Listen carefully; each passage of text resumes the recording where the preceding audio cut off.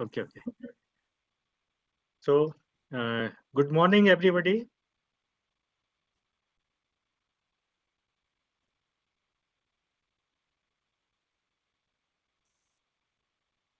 Welcome to Food Tech Summit, being organized by Ministry of Food Processing Industries, Government of India. The theme for today's summit is taking your food business to next level.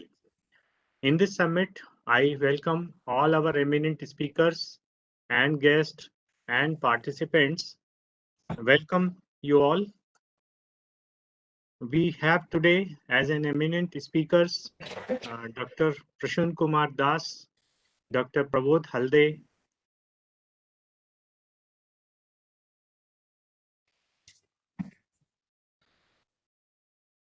Mantri, Mr. Akiles Gupta, Miss Tonisha Dixit, along with our own Joint Secretary from the Ministry of Food Processing Industries, Sri Minhaz Alam sir. So, as you all know, World Food Day is a very special day, particularly for the food professionals and the whole world, because food is considered to be the uh, most necessary thing in human life. And World Food Day is observed every year on 16th of October in remembrance of the day when Food and Agricultural Organization of the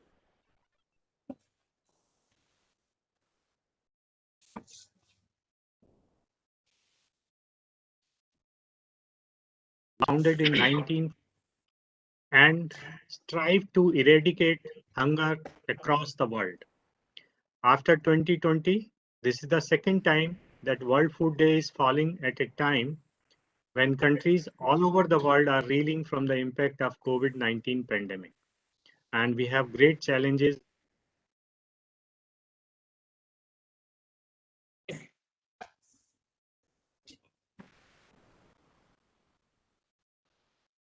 out of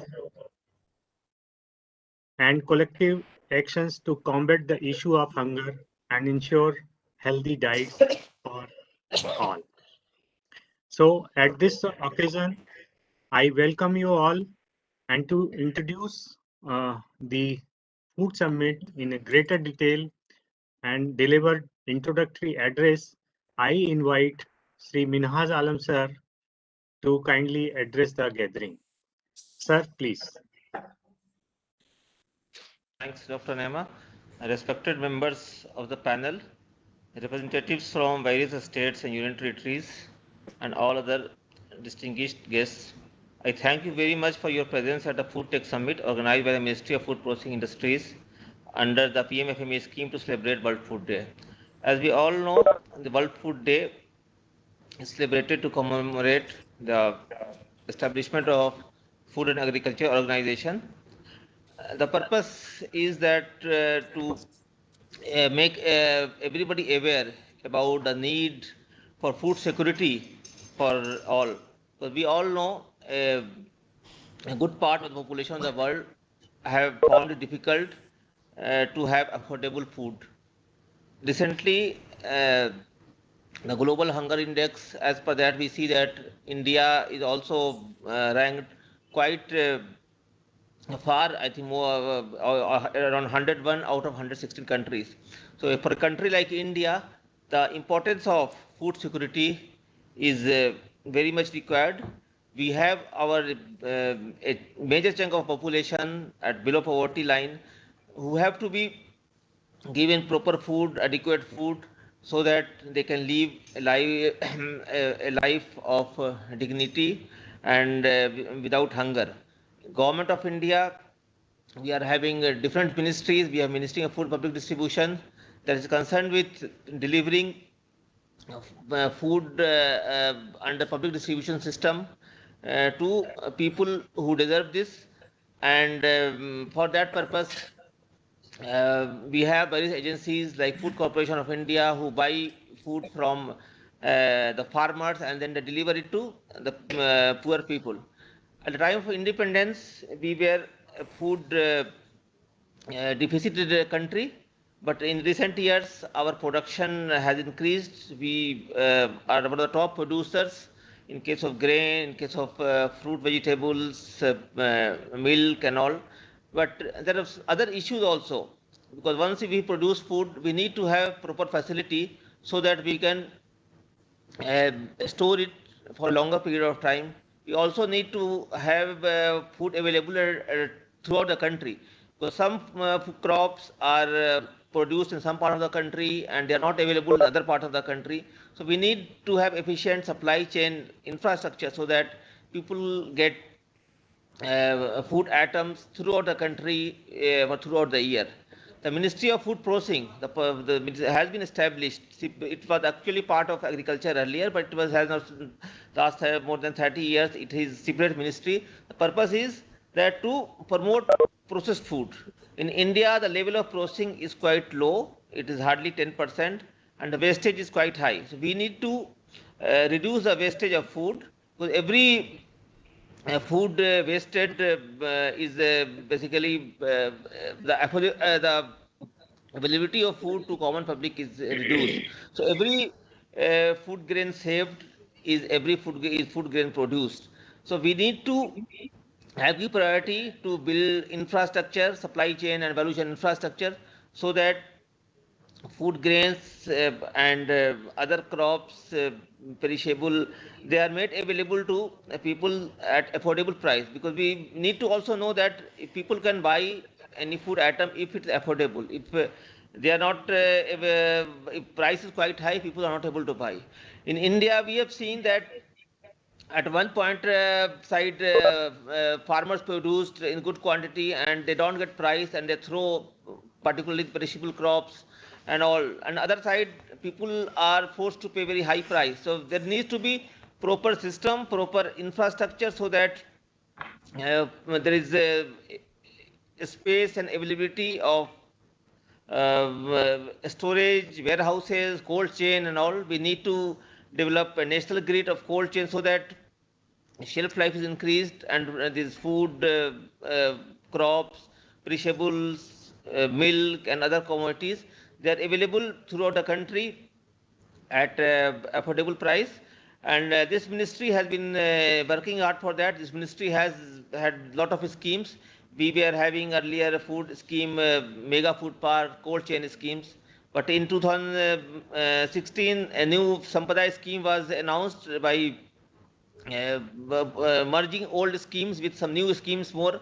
We also introduced agro processing cluster, unit schemes, and operation greens and all. The purpose is that to have a good supply chain infrastructure to encourage private investment in food processing, so that the percentage of processing level is quite should be increased, so that our wastage goes down.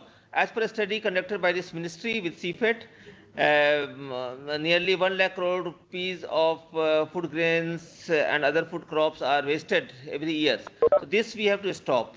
Now, apart from targeting these big industries and medium and large industries, the ministry also has started last year a scheme to target the micro processing industry, that under PM Formalisation of Micro Enterprises.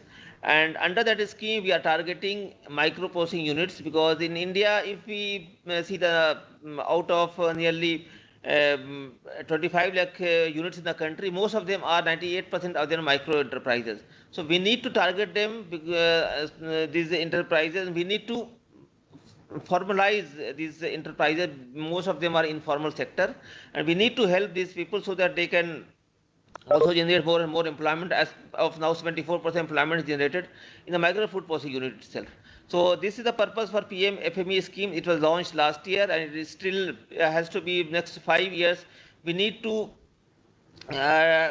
upgrade 2 lakh units, and we need to formalize them under this scheme.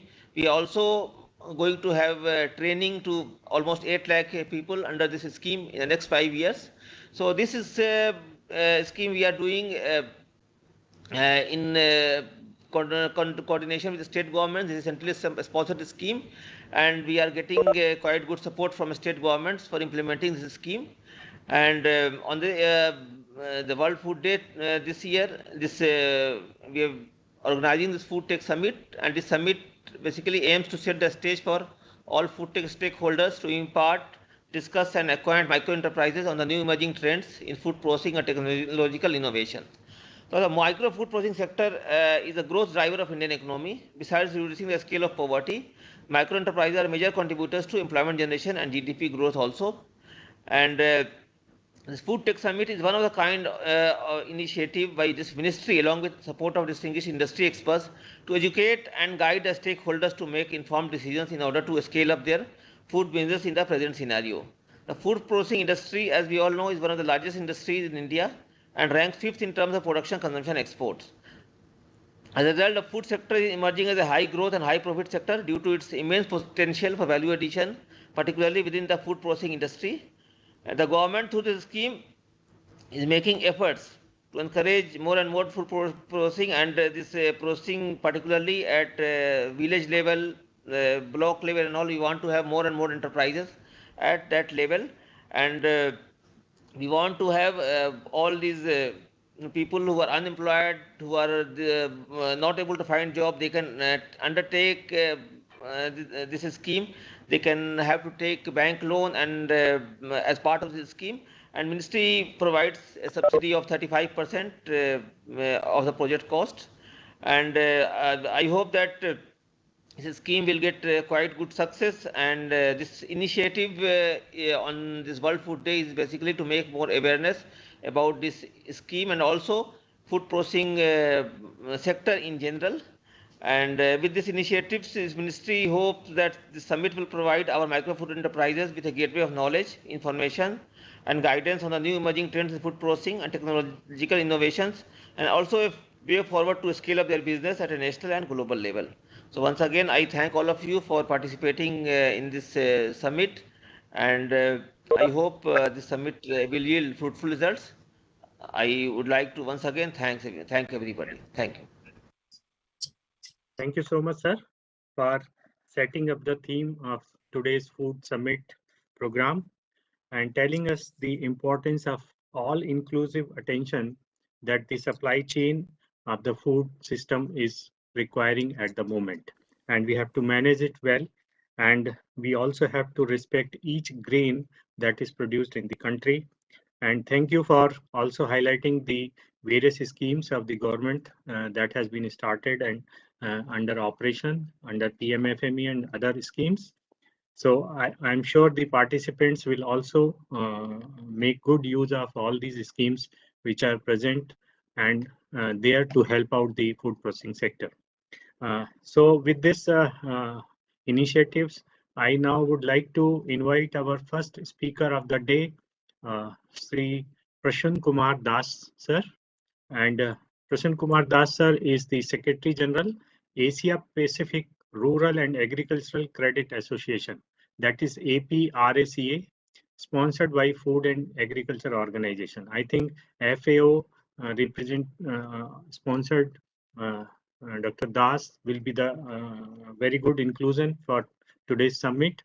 He is going to talk on role of small food enterprises in achieving food security, India versus global perspective. In brief, let me introduce Dr. Das. He is currently leading the Asia Pacific Rural and Agricultural Credit Association as its Secretary General based out at Bangkok in Thailand.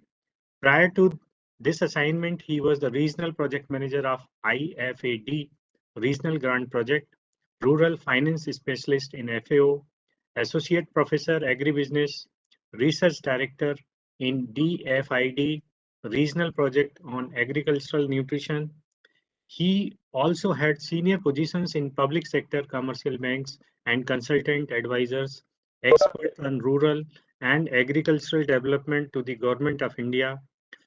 Mr. Prashun served as member of International Project Design Team of IFAD, FAO, World Bank, etc., and also led number of multi-country donor-funded studies, project, etc. He also served as the organizing secretary of 6th World Congress on Agricultural Finance. Mr. Prashun holds a doctorate degree in agricultural science, in agronomy, MBA with specialization in financial management, and is a certified professional in banking and finance.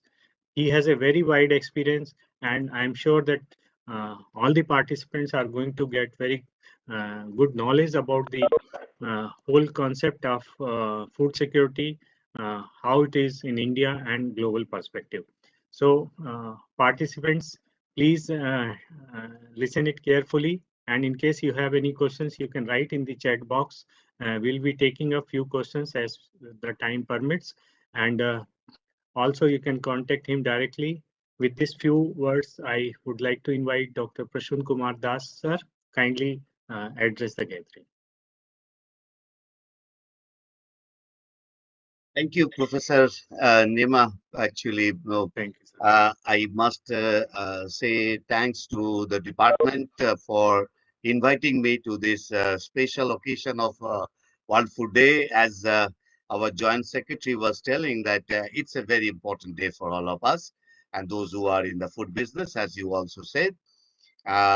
So I would like to just to start with a with a very old theory of Malthusian theory. All of you might be knowing. It said that if the natural resources are limited and the production and the human population is increasing, there will be a famine. Uh, but I think it has been proven wrong by the technological advancement, and India is one of the most important and classical example of this against this theory. So to start with that, we must say that as everybody knows that I would like to share my. Will I share my screen? Yes. Think can you see this? Yes, sir. Yes, sir. We can see you. Please make Okay. it full screen. Yeah. Right. Now it I is all did. right, sir. I did it now. Yes. So my particular topic here is the role of small food enterprises in achieving food security. I might be sometime I'll be deviating because of my background in agricultural finance and food financing for last 25 years. So you please say something when if you need to bring me on track. Yes. Yeah. Yes, sir. Yes, sir. Please continue, sir. How to down, yeah. That is not working. Yes. So this agenda will be actually, five. The drivers of impacting food security dimensions and consumption pattern and small food business. All of you know that there is a change in the consumption pattern. Mobilizing resources, which is very important, and this PMFME the project is basically the scheme is also mobilizing the resources. Then how COVID-19 changes the matrix of food business, and then India and global perspective of small food business, and finally the next steps. So coming to this, if you can, oh, sorry, yeah, if you can see this, I just want to explain that there are two major drivers, as all of you know, that one is the natural resources, another is the climate factors. If you see that climate factor is impacting more strongly to the food production than the food value chain, whereas natural resources also impacting the food production but less impacting the food value chain. What does it mean? It means that there is the natural resources what we have and the climatic factors what we don't know, the unforeseen, both are impacting production as well as the value chain or the supply chain, as you may call it. So the processing, transport, storage, retailing, export, all will be impacted directly by the natural resources as a driver and also as a climate factor. And all of them will lead to the food security, which is the food system adapted to ensure availability, access, utilization, and stability, as our Joint Secretary sir was telling. So this is the drivers, and we have a response.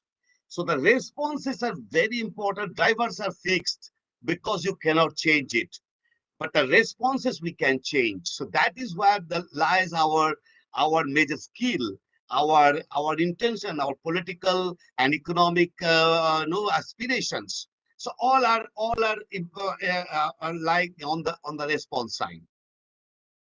I'm going to the next.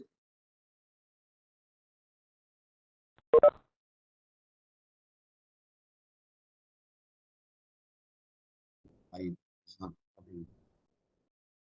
Slide. Yeah. Now, coming to a very interesting study of the Deloitte Access, they said you can see from this data that Sri Lanka, India, China, then Thailand, Taiwan, Malaysia, New Zealand. What is this? The consumption pattern is the disposable income. Indian population, they consume around 30% of their disposable income, which was higher 40% during 2000. So with the new millennium, there is a change in our disposable income from Indian disposable income, as well as consumption of the percentage of our disposable income going to the food. But still, it is very high. If you consider we have the data up to 2018, it said that around 30% of the disposable income on an average going to the food, which is important, very important. And this data is only from the selected countries in Asia Pacific. And this is basically is the indicator of our development. If you see Australia, if you see Japan, they are around 15 to 20% within that range of their income, disposable income going to the food sector.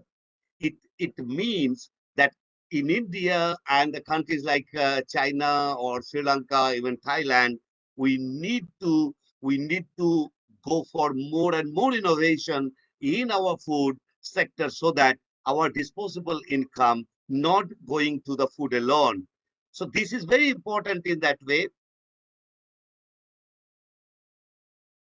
Now, small food business in food security. So the premise is here is the small farming entities are fundamental for the great food availability. But at the same time, small food business or the micro food sector as food processing sector as it was said, is the key component playing a very important role in ensuring stability of the supply. It means that you can have the food, but you cannot ensure stability until we have a strong supply chain of the micro level food processing. So they are the primary responsible for establishing a relationship with the population centers. For example, I think all of you know that consumption centers sometimes different than the production center. Population centers are different than the production center. So we need to make a mix and match between the population center and the production center so that there will be a growth and no regional disparity in the country.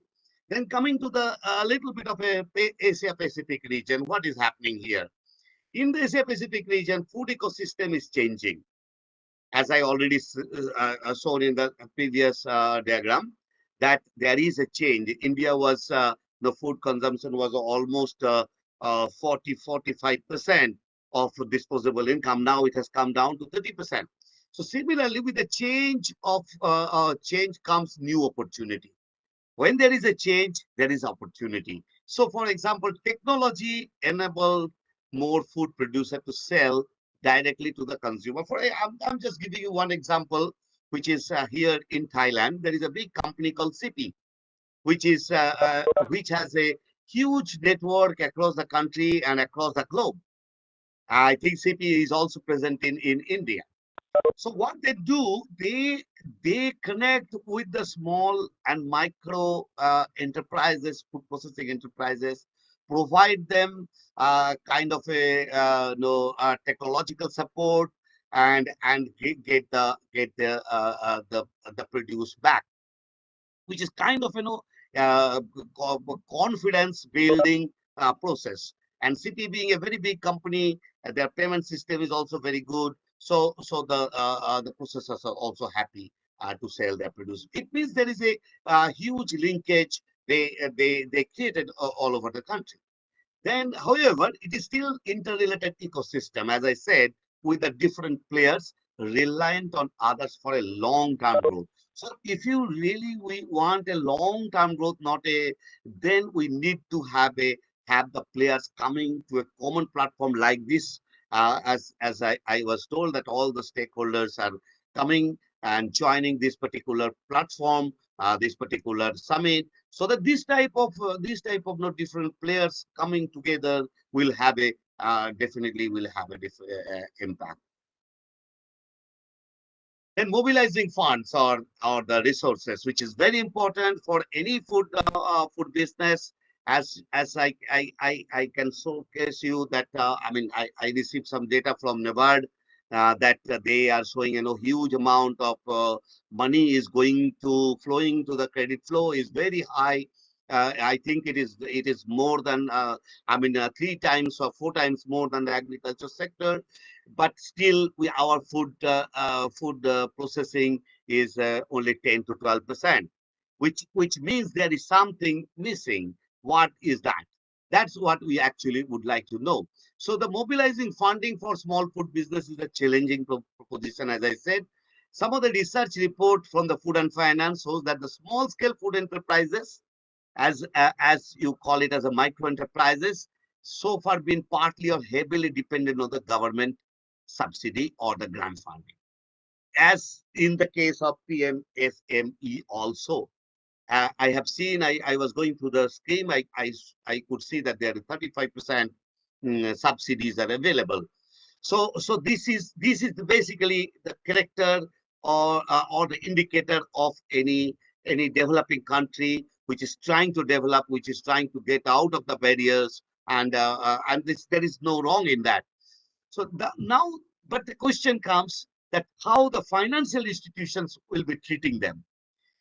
For the bigger industry, there is no problem. They have a lot of money. They have a lot of collaterals. They can borrow. They can no they can have many. They can borrow from the market. They can borrow from the bank, whatever way they want.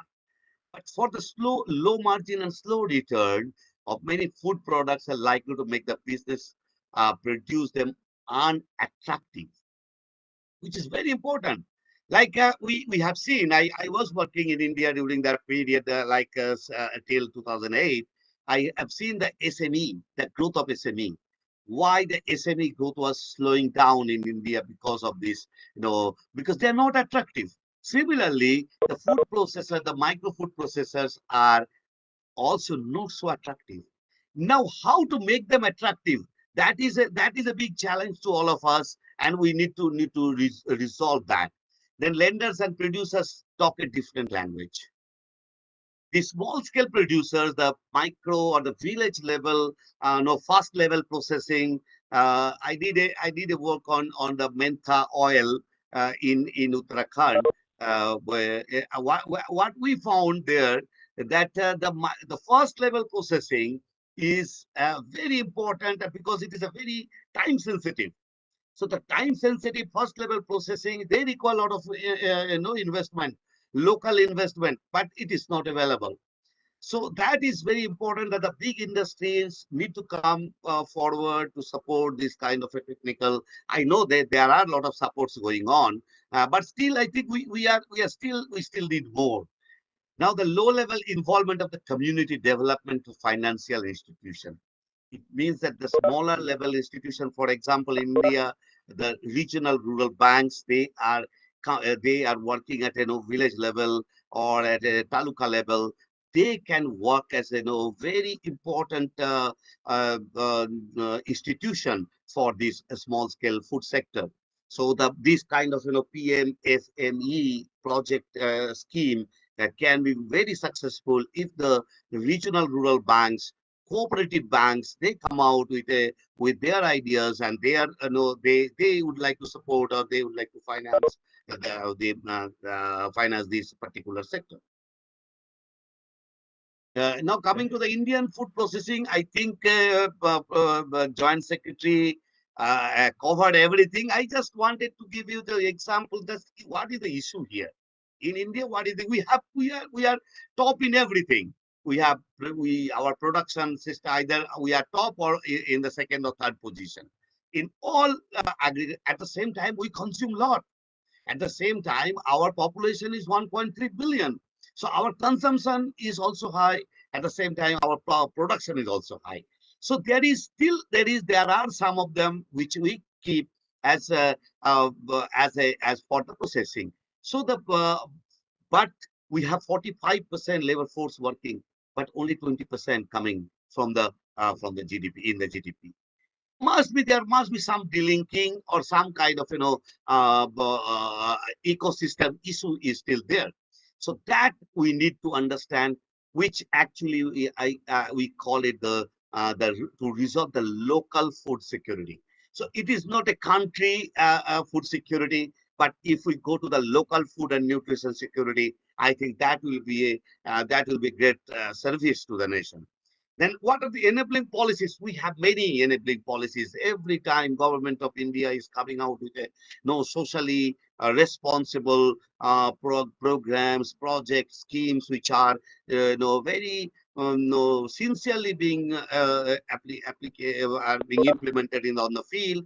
But we do need like currently the APOs are very important element in the whole ecosystem. Now, how much our APO are being promoted for the food processing, micro level, first level food processing with a technology, with proper training, and linking them with the bigger companies. Now, coming the credit flow, as I already said, that the credit flow, there are a lot of credit flow available. According to a study, it says that INR 11.3 lakh crore will go to this sector. The question here is, I mean, we need to ask ourselves that how much will actually go to the small and micro enterprises. So whether the private equity or the venture capital investments are going to these small and micro innovative projects.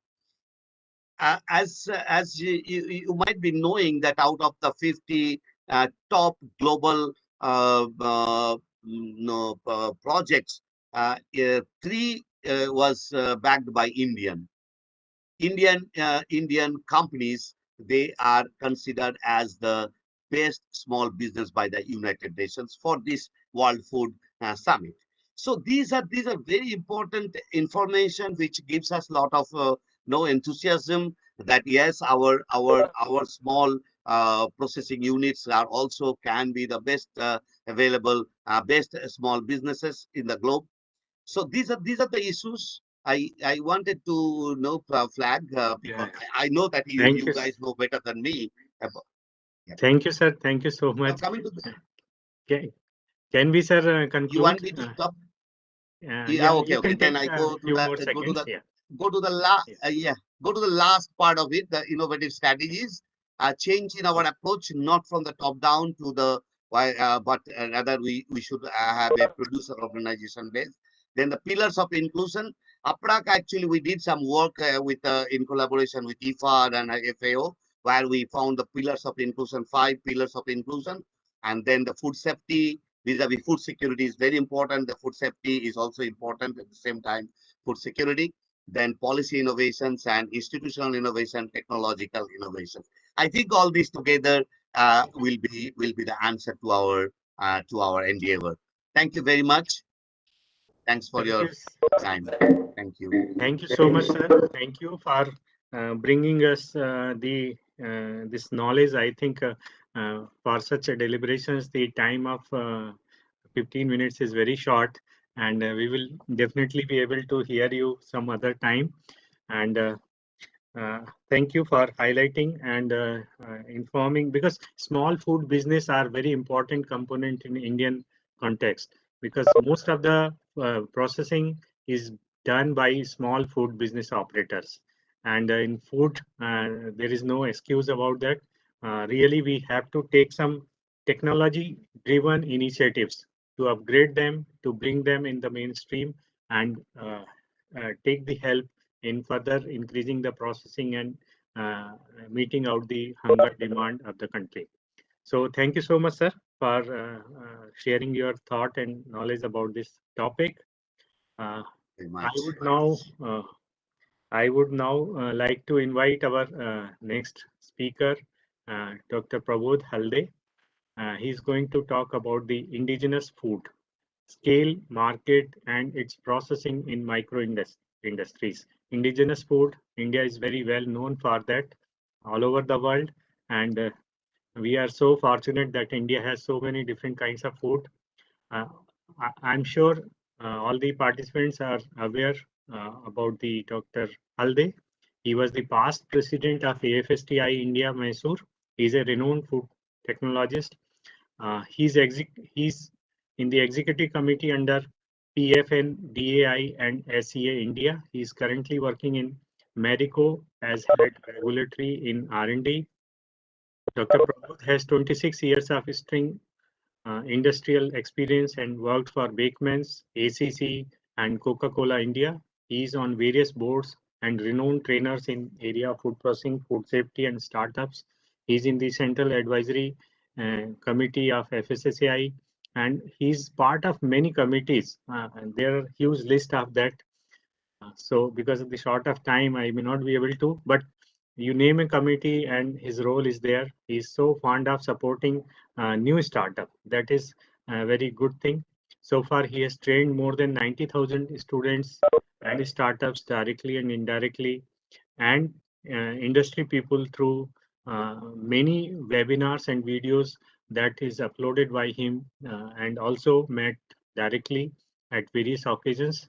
So without taking much of time, I would like to invite Dr. Prabodh Halde to deliver a talk on the topic selected for today. Sir, please. Thank you, sir. Thank you, Professor Nema, my friend, and my earlier speaker, Dr. Prasoon, sir. I am so impressed with your wisdom, and you have actually nailed the main problem of India. A respected Joint Secretary, sir, respected Dongre, sir, respected Anandji, my next speaker, all the other dignitaries, those who are present, happy World Food Day. Our actions are our future. Better production, better nutrition, better environment, and better life. I congratulate Ministry of Food Processing Industries for celebrating this World Food Day through Food Tech Summit. The topic is Food Tech Summit. My topic is indigenous food.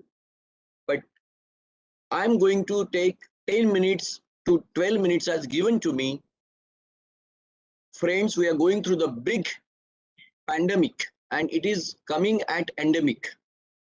We don't know whether the wave 3 is coming or not, but let me tell you, this pandemic has actually given opportunity to Indian food industry. During the first wave, second wave, what was working? Pharmaceutical and food shops. So this every problem has its own opportunity. First, we need to find out, we need to have eyes for that. Thanks to Pradhan Mantri Formalisation of Micro Food Processing Enterprises, and Ministry has given, PMO has given various funding schemes for the food processing and small and medium scale industries. Through Atmanirbhar Bharat, there is a fueling, inducting the money in the small and medium scale enterprises. Good news for startups in area of food and agricultural processing. Friends, I am from farmer family.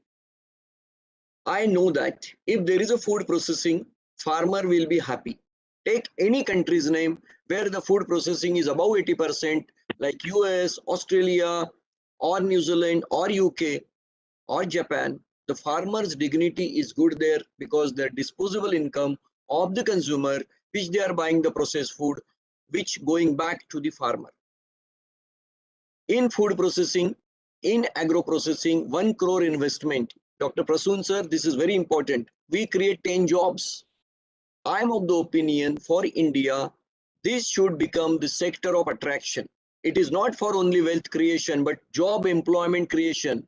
We have more than 45 crore, 450 million youth waiting for jobs. We need to give them a job, and food processing, agriculture processing, small enterprises, medium enterprises are the solution. Thanks to Ministry of Food Processing again for bringing this so important topic and fueling this growth. India is a great country having known over 20,000 years of history.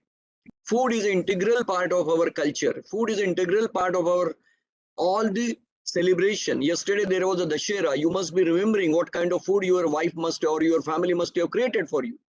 We celebrate the food in all the aspect of our lifetime. So we love the food. We have a 450 actually meals per day is the consumption of India. Indian population is 140 crore. Everybody requires 3 times a meal. So 450 crore meals every day. That is the great Indian consumption story. What actually Dr. Prasoon sir has said. India has a history of the food. Go to the Nala Damayanti. The Nala was the first food technologist. He has written the book called Nala Pakadarpan. There is a time to invest more research on those scriptures and scientific literature. Sitama was the great chef. Bhima, he has written the chapter 12 of the Mahabharata, a great concept about what kind of food is good for the soldiers and what kind of food is good for the king. Shah Jahan was the best cook. Sambar, which is we call as a sambar, was honored in name of Sambhaji Maharaj when he visited Tanjavur. I will not go into the detail, but this is time to investigate more on the scientific era of the Indian food industry earlier and bring back that glory of traditional food. Traditional food is going to be the big for the small and medium scale. Bigger the crisis, bigger the innovation. It has been proven in the World War I and World War II. Maximum number of patents has been brought during both the war. Invention of ball pen, photocopy, ready to drink coffee, jet engine, canning technology. The whole food industry has actually propagated during World War II, not for consumer, but for soldiers. They were deployed all across the globe. So, bigger the crisis, bigger the innovation. I would say that this COVID has given us a great chance to innovate. I always surprise. Innovation have taken place in other sector. Why not in my food sector? Ola, Facebook, Alibaba, Apple, WhatsApp. They have changed the game. Can it happen into the food processing? Who will do that? A small and entrepreneurial approach of the small sector. Big people will not do that. Small will only do that. We need this kind of dare to innovate approach. If we don't innovate, what will happen? Look at the companies. What happened to those? Ambassador car, Kodak film, pager, HMT watches. Where are they? They were number one in those time for 20, 30 years. We need to innovate, otherwise we'll evaporate. We need to innovate. Innovation is the key for any startup, for any small, any medium scale entrepreneurs, because you are getting funded by your own or you are getting a loan.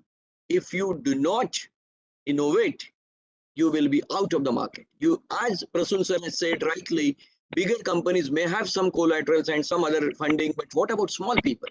They do not, but they do innovate. I will talk sometime about the innovation journey of the Indian small sector. They are great in innovation, require a market. In our Indian population, 70% of the population is dependent on agriculture and agricultural and food processing sector. But their contribution to GDP is only 20%. So 70%. And contribution is only 20% in GDP. We need to decrease the dependency on agriculture, increase the contribution in the GDP by value addition. That only can be possible through food processing. Thanks to again the Ministry of Food Processing for bringing this approach. We need to increase the percent food processing. Thanks to PMO sir has brought this concept of startup.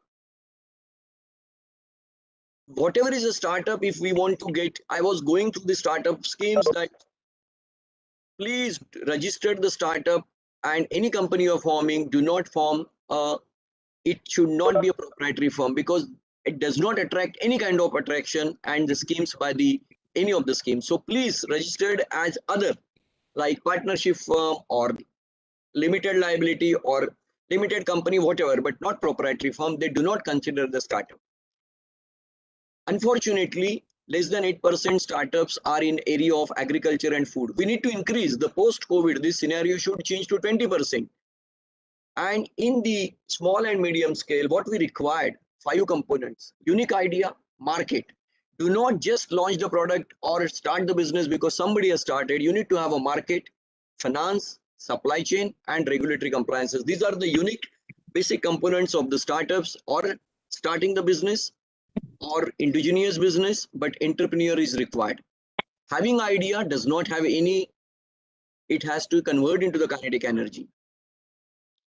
Sir, the good part is that the small scale industries are converting into the organized sectors, and entire Indian food processing industry is growing through that change. And every food processing industry, small or medium, you require a good mentor. Thanks to ministry again for providing a good ecosystem, for providing the, like NIFTAM is one of the great actually universities for providing so much of support. We require many such things. This is my important slides in area of indigenous. What are the sectors which can have a great value today? And you can enter into this. Personalized nutrition, organic food, natural, traditional, vegan, e-platform, exports. You may be a small, but you can do the export with the help of EPIDA and ministry. Home cooked food is going to be a big. I stay in Hirandani, Thane, and one of the idli seller sells 5,000 rupees idli every day in the morning 7 to 9. Plant-based meat, intermediate products, Ayurvedic food. Ayurvedic food is going, Dr. Nema, it is very, very good. Packaged food over loose. Then post-COVID food, cloud kitchen, functional food, cut vegetable, immunity boosting food, ready to eat, ready to cook. So many ideas are good. We required a research and development, not formal research and development, but consumer insighting, so you can solve the solution of the consumer problem. These are the few products which are technology forward, consumer backward. Our masala box is the best example of nutraceutical at home, and I need not to talk about the importance of the turmeric. Because of the turmeric, the Alzheimer disease penetration in India is so low and 10 times lower than USA. So this all credit goes to our masala box concept. Definition of wealth as change to health. W has been replaced by health. Innovate or evaporate for the entrepreneurs. Focused on research and development. Control your expenses. Start is important. Whatever you are doing to start, play on your strength. Help others. Cooperation, collaboration, collaboration. Sharpen your skills. Innovate, innovate. Everybody wants to look beautiful. Everybody wants to look energetic, passionate, and nutraceutical has a role to play. Many companies can start doing the business in herbaceutical, Ayurvedic food, and nutraceutical. This FSSI, my friend Akiles is going to talk about the food safety, and this nutraceutical has brought a very good aspect in small and medium chain. So my few mantras about this small and medium enterprises. Whatever you are starting, start with your own strength. Long-term vision is important. Hire the talent, not the liability. Do not copy somebody's future. Your future is in your hand. Keep business professionally.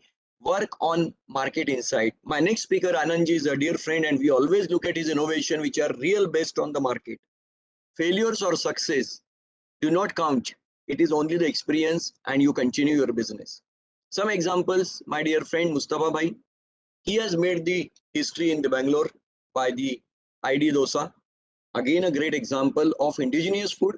A great, not big companies could enter, but he has made today the market cap of 2,000 crore.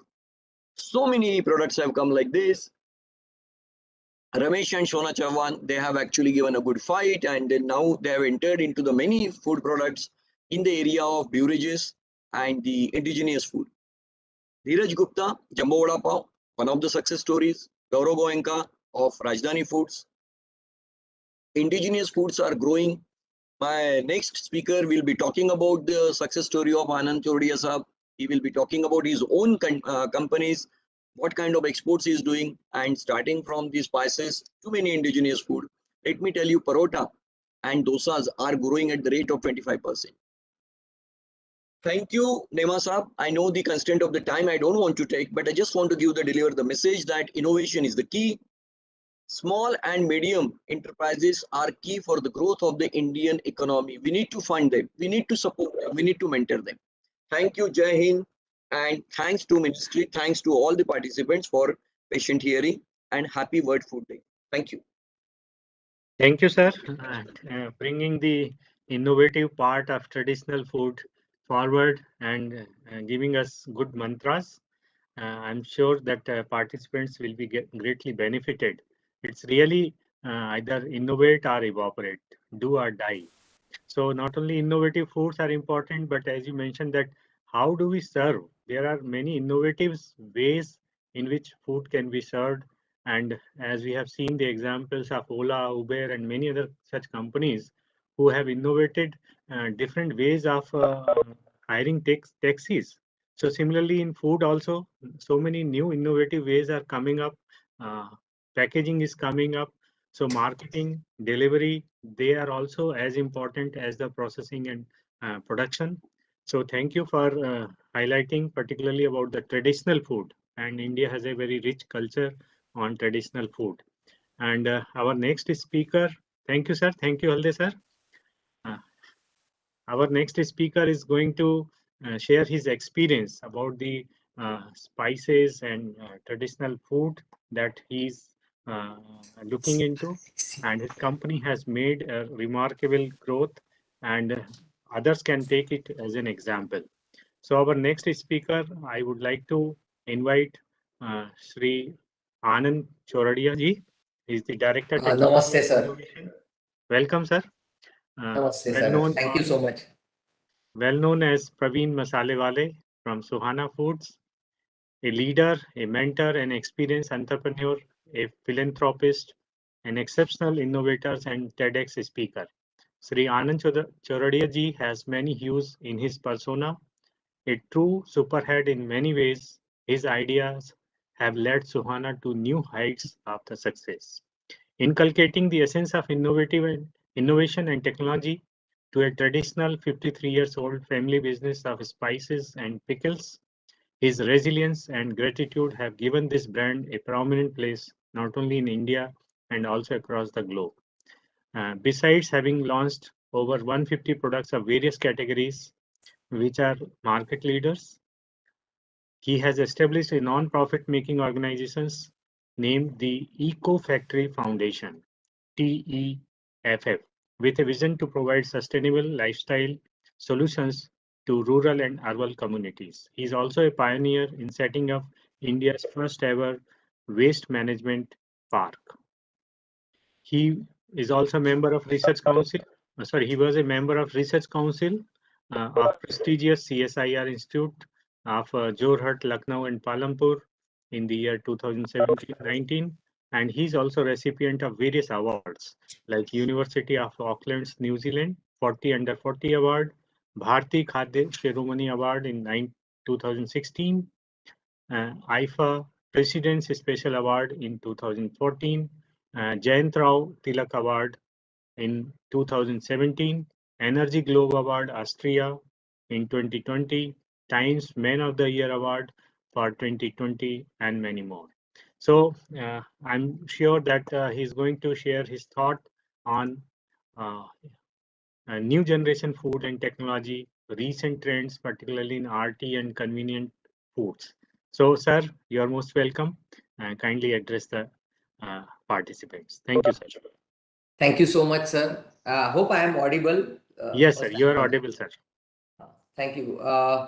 First of all, very happy Dashera to everyone, and happy World Food Day. The day has started with great thoughts. And my pranams to Minaz Alam sir, respected Dongre sir, and Nima sir. And thank you for giving me this opportunity to share thoughts on new food technology and the new trends which are coming in the food industry.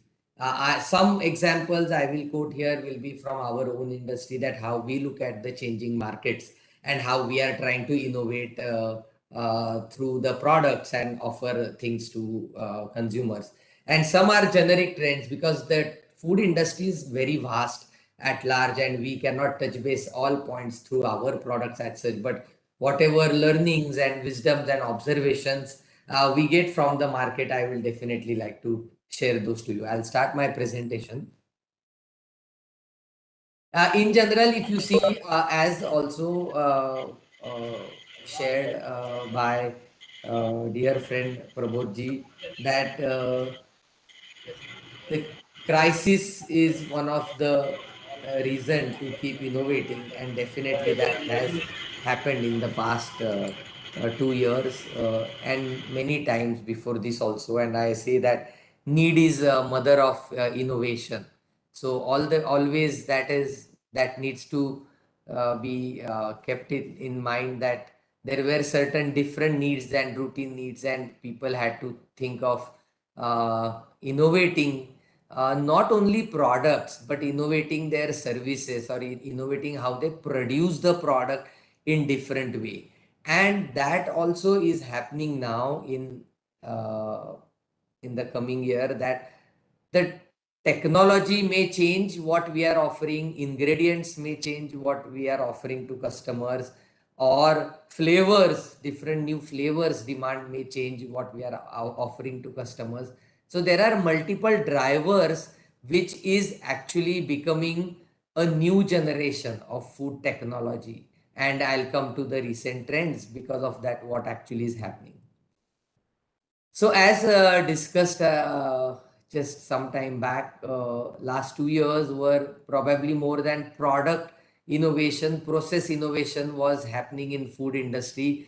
How we are supposed to distribute the product was a challenge to many food industries. How we want to probably maintain safety in manufacturing units was a different challenge. In the times of pandemic was another challenge to industries. So product innovation was all the time in mind, but it was not really getting executed immediately by most of the industries, because they were going through tackling the basic issues of the industry also. Other than that, if you really see that, we are also seeing a trend, which is new trend getting set for food industry, and the consumers are expecting products which are more immunity building products now, which are more healthier food choices now. They are more cautious about what needs to be purchased, from where it is coming. Smaller food ecosystems are becoming more effective. Local growing of food is now becoming a different trend altogether. And all these are also some of the new drivers to innovate certain new things in the market. As mentioned earlier by both the speakers, I'm really appreciating the efforts taken by Ministry of Food Processing to come up and support not only traditional food businesses, but also millets has become one of their new focus area, where millet processing will be largely promoted, and lot of support will be given, schemes will be given for that. Along with that, nutraceuticals or organic foods is another area where FSSAI also took a lot of steps to standardize certain aspects, and also to some extent now ministry is also taking up to promote organic food processing and organic foods. And we can see that how earlier we used to say non-branded to branded food industry was growing. Now branded to organized retail is also growing. And now organized retail too, you can see e-commerce platforms are playing very vital role for food choices to be made and food to be ordered. And there are along with that, there are also rising export opportunities for country like India. The only and simple reason I always say, the kind of biodiversity India has, not at all any other country in the world has that sort of a biodiversity in such a small compact region. And that allows us, the new research on the molecular level allows us to process and create new product solutions, new food solutions for customers which are there globally. And turmeric, which was one example given, like that, moringa is another example. Millets is entire new range of food going to get trending globally is one example due to its low glycemic index and other health aspects. So we need to take huge benefit of this opportunity of our own country's beautiful biodiversity and the new sciences which are getting advanced. Along with that, schemes which ministry is offering just acts as a catalyst and a great blend of a new era of food success, food industry success, which we'll be seeing in times to come. Uh, of course, there is huge research happening on better preservation and packaging technologies, which we are seeing. So what's really happening? We also see that due to these changing demands of customers, not only of taste but now also of health, the demand of food, the kind of food we produce is also now getting changed. And what all affect is the behavioral changes, or it is psychographic changes or geographic changes and demographic changes, all will drive the market accordingly. We as industry try to observe where the customer is really moving towards, what they are demanding, what are the domestic customer demands and global customer demands, and accordingly we try and give the food solutions. Now before I move to my next slide, I'll just tell you, as I said, how we produce food is also getting innovated, and that is also equally important when I talk about food and technology to produce the food. And one important aspect is how this technology revolution 4.0, industrial revolution 4.0, is really absolutely changing the way we have looked at production of food. The way food factories were run 10 years back, 5 years back, and now the way food factories will be run is going to be a new era of high class efficiencies, no error production, highest quality production, on time production, and also becoming more leaner and more sustainable food production systems.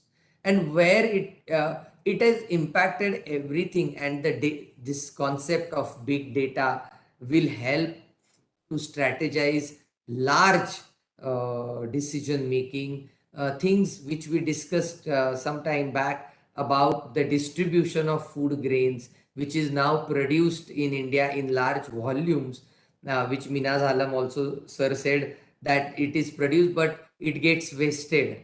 And this big data analysis will help us to distribute and efficiently solve the problem of malnutrition. We need to see that use of IoT or artificial intelligence is used more and more day by day, and to bring the new strength to small or medium or large food manufacturing sector.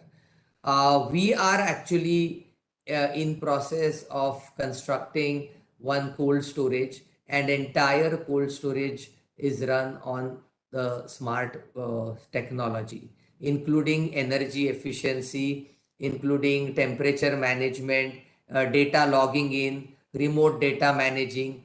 Everything is accessed through these sensors, and more efficient use of this will bring a new way of manufacturing food. Another thing happening parallelly with the software and hardware, which I spoke earlier about, is actual mechanical advancements happening. So great sorts of machines are coming in place now, cooking systems with controlled atmospheres, freezers, chillers, dehydrators, concepts like freeze dryers, which were spoken only as a research 10 years back. Now freeze dryers are amply used across India to produce very high quality dehydrated food, which will have good nutritional qualities intact, color, flavor intact. And all these advancements in machinery, food processing machinery, food engineering, also is allowing and complete new breed of products to come in the market. And I just quickly want to share a small example of product which we are working on. If I can stop the, I can. Sir, this is a, Yeah. one can see these things on my slide, or I should stop the slide, or I'll share all the products later, sir. I'll complete the slides. And another thing which is happening in the important aspect is all many companies are moving now more towards sustainability as one of the important aspect, and due to which the processes are in the companies are getting innovated.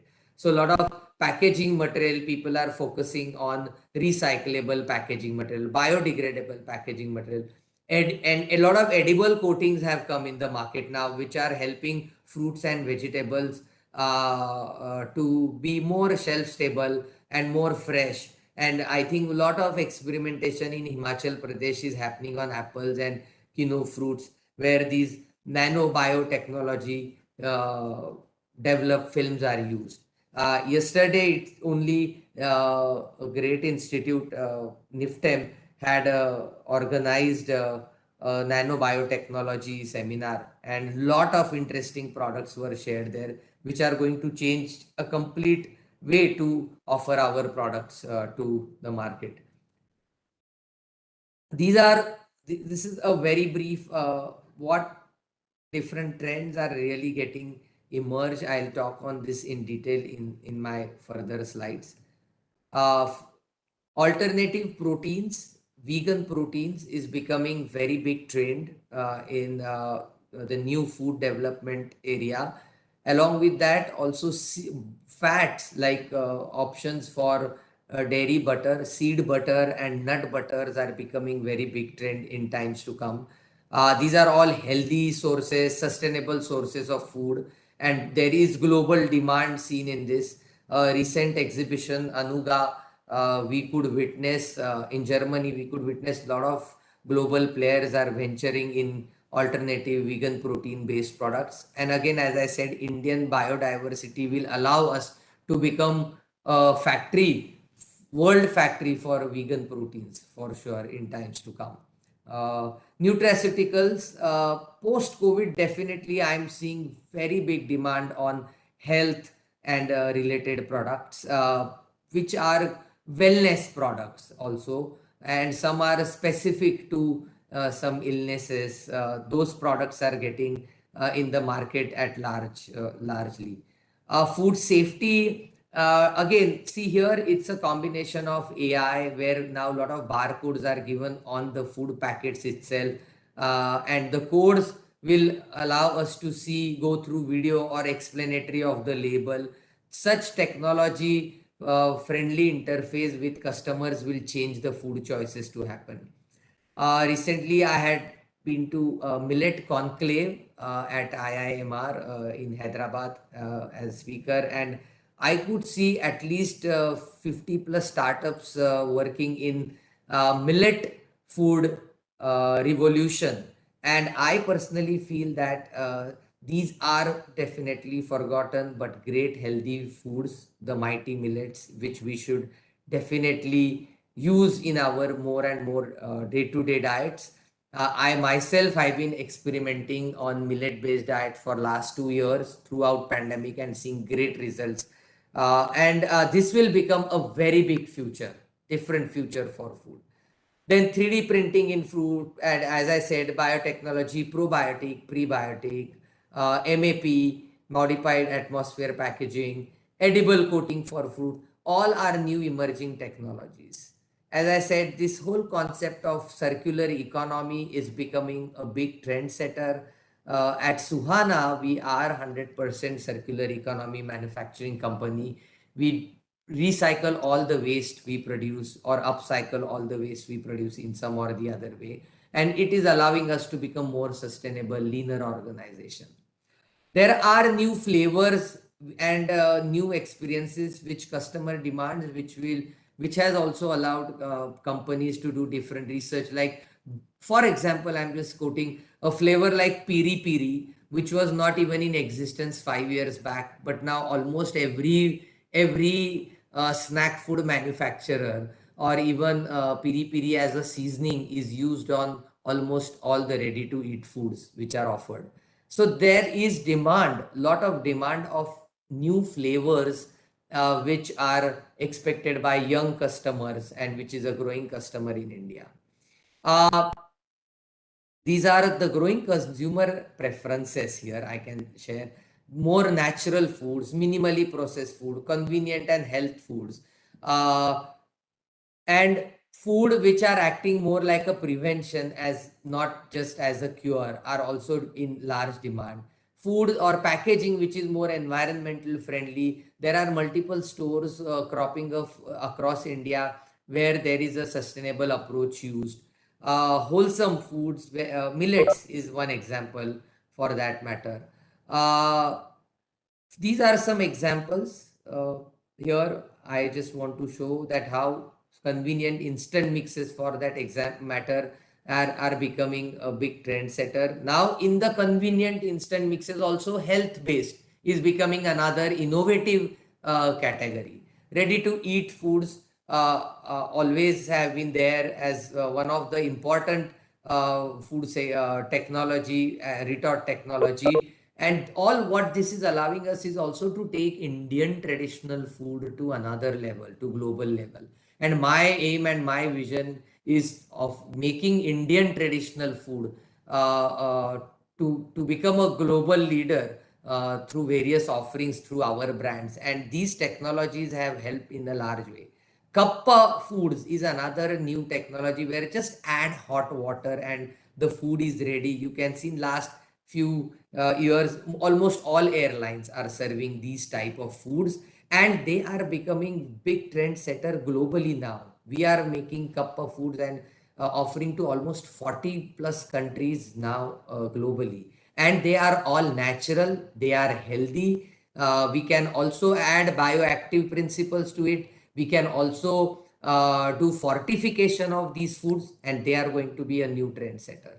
Ready to serve fruit juices are have been there. Frozen foods, spice mixes, convenient and easy cooking spice mixes, which are little different spice mixes than traditional, where you can make spice dishes in 3 to 4 steps in minimal ingredients also.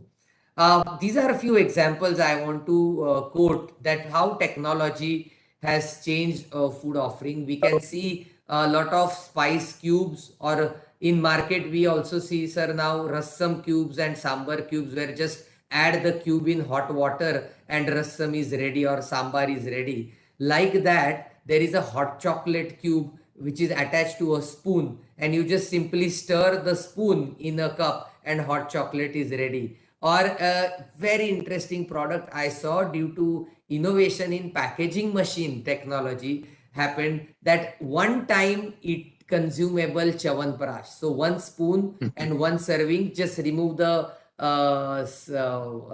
lid, this thing, metallic this layer and eat it. And that one time consumption is there. What it will allow us actually, the chawanprash which has been offered in 500 gram or 1 kilo pack suddenly becomes a travel friendly food and suddenly becomes a food which can be taken and consumed anywhere. So how and which aspect of food technology or machinery or product itself will change the gimmicks is not, I mean, we cannot simply understand it, but it's very dynamic. So how I see the future, I this think, is my sir, last here, slide. yeah, This is my last slide. sir. Almost in every field, you can see the industries are getting disrupted due to commoditization of information. That was also shared by Prabodh that how some of the industries have wiped out because they couldn't innovate. Due to globalization, digitization, sir, you can see the future is arriving faster than we think, and use of digital space have been altered by at least 10 to 15 years in the COVID times, just in 2 years. Smart and greens are the new norms. new markets are being created, and gig and machine economies need and speed is new mantra for all our startup friends, for young entrepreneurs. I would like to share this. And do you want to be a market leader or you want to lead the market? Is time to decide that also now, sir. uh, Sir, this is a small, I'm just going to, with these few points, I'm going to stop my slideshow and showcase few actual products we thought of inventing Yeah, and disrupting the market, sir. yeah. We Thank thought of area like processing tamarind has become very important. It is our indigenous crop, and rather than being in the space of processing only tomatoes, why not some things like this can be done, and all Indian yeah, brands can make full use of this. Health products like yeah, sir. We have seen on your website also these innovative great, products, sir. So these and are actual innovations, I sir, wish which are that changing the participants markets. can take the look at your website and really, because there is so much of time constraint today, Yes, sir. and Sorry, sir. I'm definitely not taking any more time. And thank you yes, so much, everyone, for giving me this opportunity to share my views on how technology, how yeah. software, hardware, and also food ingredients, food products will innovate and disrupt It the was food really market. very Thank you interesting so much. talk, sir, to understand the new generation foods and the innovative ideas. Really, the innovation is going to be the key word in the future. And you have to be smart because the competition is very tough in the market. So until unless you are demand driven, smart, innovative, and sustainable, your business is not going to survive. So thank you, sir, for sharing the real life experience with all our participants and motivating them. I am sure that they must have got benefited from your talk. Thank you so much. Thank you, Uh, Nima, sir. Thank you, Dongre, sir. And thank you, Zalam, sir. yeah. With this, sir, now I would like to invite our next speaker who is going to talk about the export potential food products and its scope in micro food industries. Because once we have food, we need to export them to earn good revenue. So the export part of the food is going to be taken up by Mr. Vidyut Barua, sir. He's a food scientist, basically, followed by MBA from Sikkim Manipal University. He has worked in many industries, including the one which was dealing with vanaspati, pineapple juice concentrates, and then he joined APIDA, Ministry of Commerce, Government of India, and since 1997 he has been in APEDA. He has undergone various trainings at international level like the one in Netherlands, Italy, and also in Kolkata. So he has a very wide experience. He has also organized export of various products like organic aromatic rice to Switzerland and red rice to USA, organize export of pineapple, orange, banana, vegetables from northeastern countries to Dubai, and also in his time, it was the first time these products were exported to Dubai.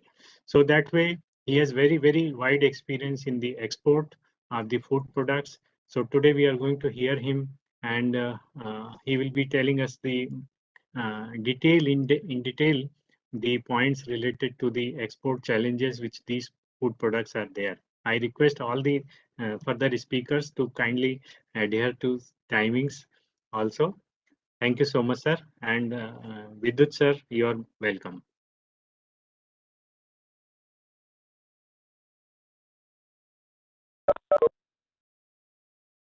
Sir,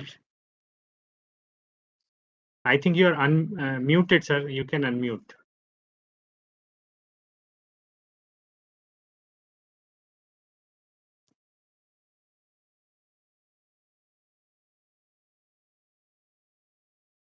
Sir, we are unable to hear you. Please check that you are unmuted.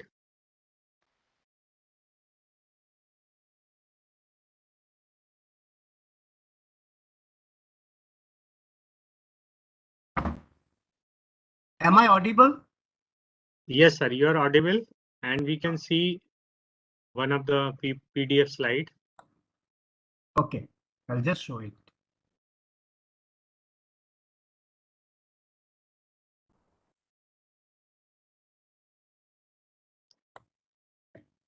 So far, we have not received any questions from the participant side. If any question is there, you can write in the chat box.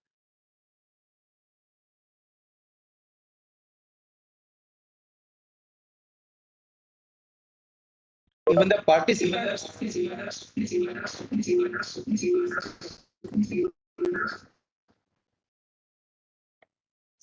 Sir, your voice is echoing. Dongre sir. Even the participants who are joined through YouTube, they can also post their question in the chat box. In YouTube chat itself, they can post their questions. Around 130 participants have joined through YouTube, so they can also post their questions. Can you see my presentation? Yes, sir. Yes, sir. It is uploaded and first slide is visible now. Okay. You can start, sir. Thank you so much, Professor Nima, Mr. Dongre, and I would like to thank everyone, and especially the Ministry of Food Processing Industry for giving me this opportunity to speak on this special day where Ministry is organizing the Food Tech Summit on World Food Day. Yes, food is a very important component for us, for everyone, and without food, nobody can survive. Here, from our country perspective, yes, we are also producer of many commodities, which we stand in number 1, number 2 position. And export is one of the things that is very, very important, that we can at least whatever surplus is there, if we do some value addition and export, then our country gets benefited. The processed food industry can contribute a lot in terms of preventing the food spoilage, and also it can also generate a lot of employment opportunities.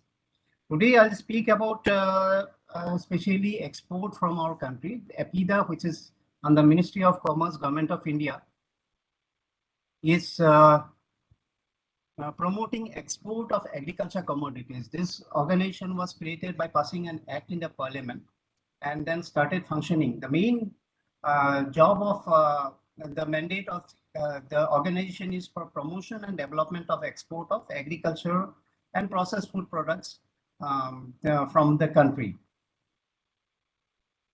These are the different kind of product that is covered by APIDA. So we have total 14 commodities which has been mentioned here. But this is now we have again another product that has been added to it. It is your cashew and cashew product. So although it is total 15 commodities, but we have, in case of, if you see on HS port basis, then we are covering more than 770 products. So all different kind of products are being exported from our country. Let us see the current global export scenario of agriculture commodities. So in global agriculture trade, India's position is, India's share is 2.1.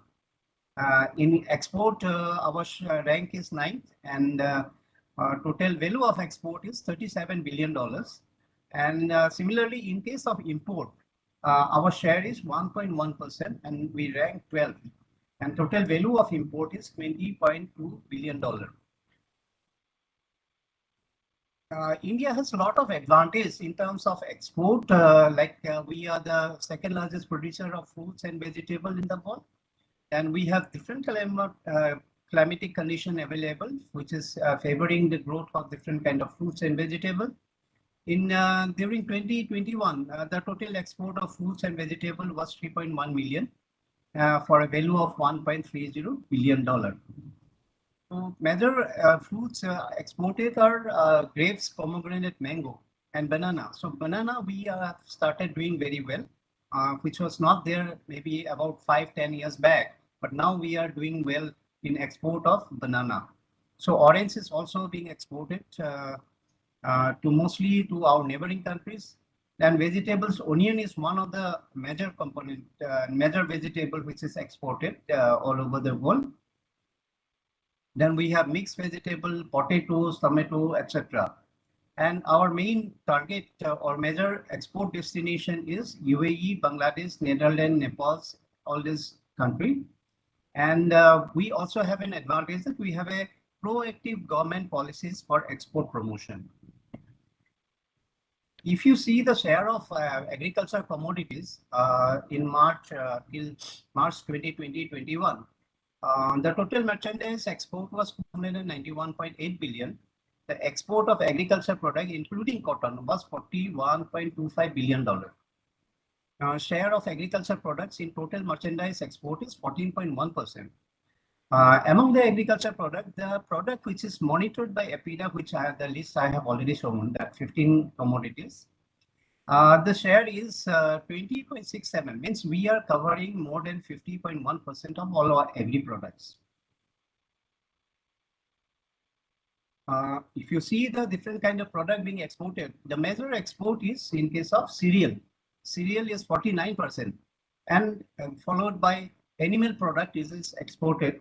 So mostly the buffalo meat or poultry or like honey and even milk, dairy products are being exported from our country. Then comes your processed food product, other processed food products like ready to serve, ready to eat, this kind of product, and this is about 17%.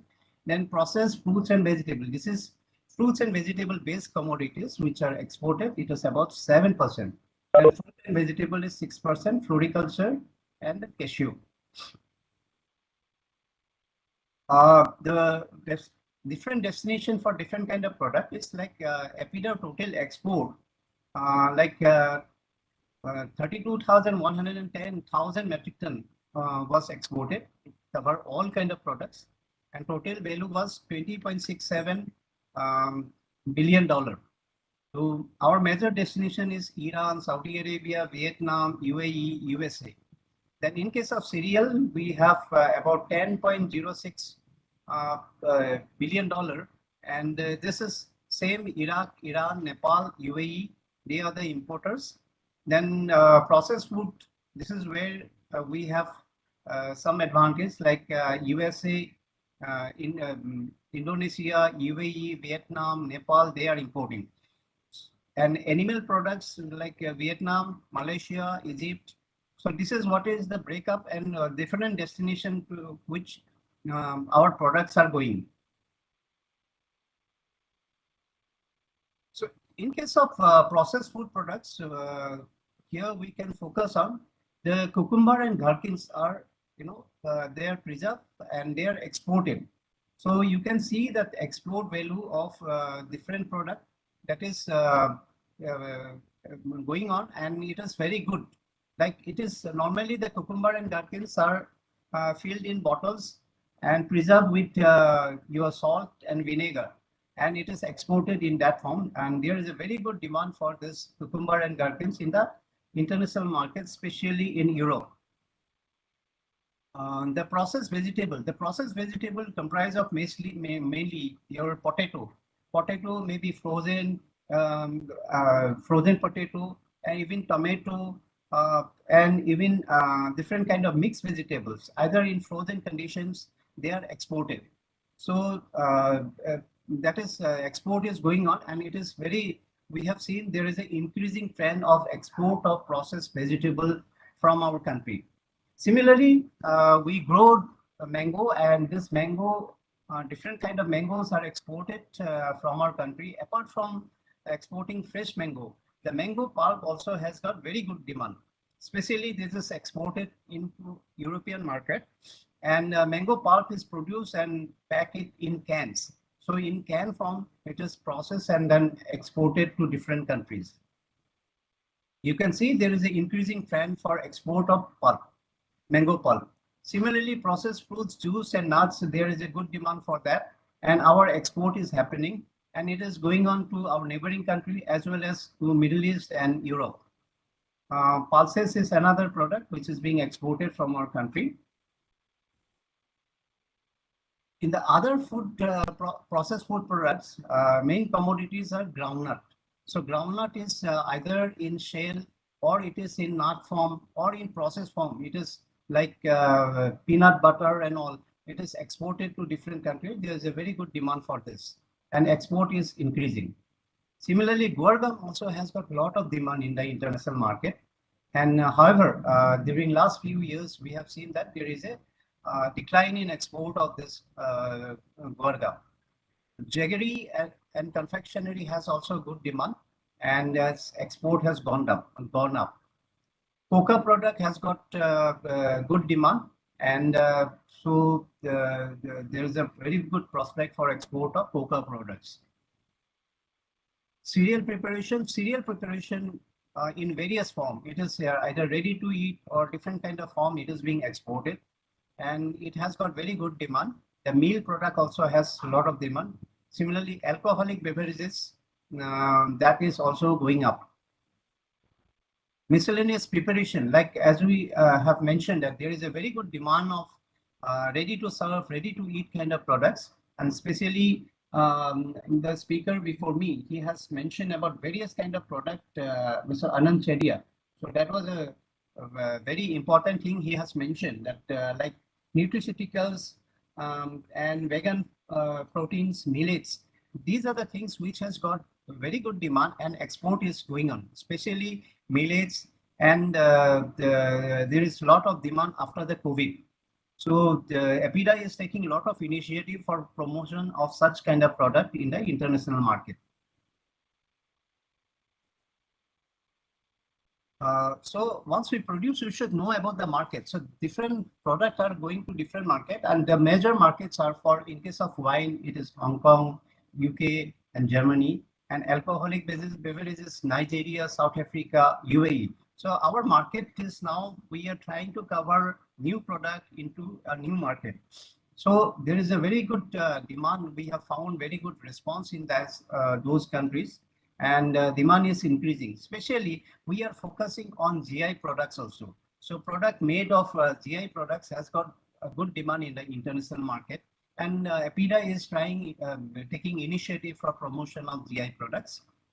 The groundnut is exported to Indonesia, Malaysia, Vietnam, Philippines. Then poultry products also, there's a good demand in UAE, Saudi Arabia, Oman, Bangladesh.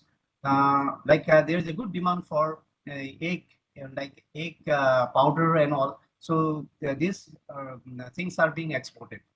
Buffalo meat is doing very well. There is a very good demand for buffalo meat in the international market. And Indonesia, China, Iran, Philippines are the major market where export is going on. Dairy product also, we have especially dairy product. You can see the ghee. Indian ghee also has got finding a market which is serving the Indian diaspora in overseas market. So there is a good demand for ghee and also other dairy products. Papar. So papar is also has got very good demand in the international market. And one advantage, you can see that you can see the example of Lichet papar, which is producing by a group of people and has got very good demand. Means a lot of people are involved in producing papar, and they are exporting to different markets. Cereal preparation also has got good demand. We can go through the list, sir. We can go to next slide. Yeah. So there is a good demand for confectionery where we can focus on fruit pulp. Yes. There also we can focus. I'd like to speak about the food safety. So just producing the product doesn't serve the purpose. So we'll have to see the food safety part in the international market, because quality, if it is not good, then in that case, there are two problems that our country will face. One is that sometimes they will ban the product, and in that case, it is very difficult to enter into that market. So that is why we have to be very careful. Let us understand about the international food standard.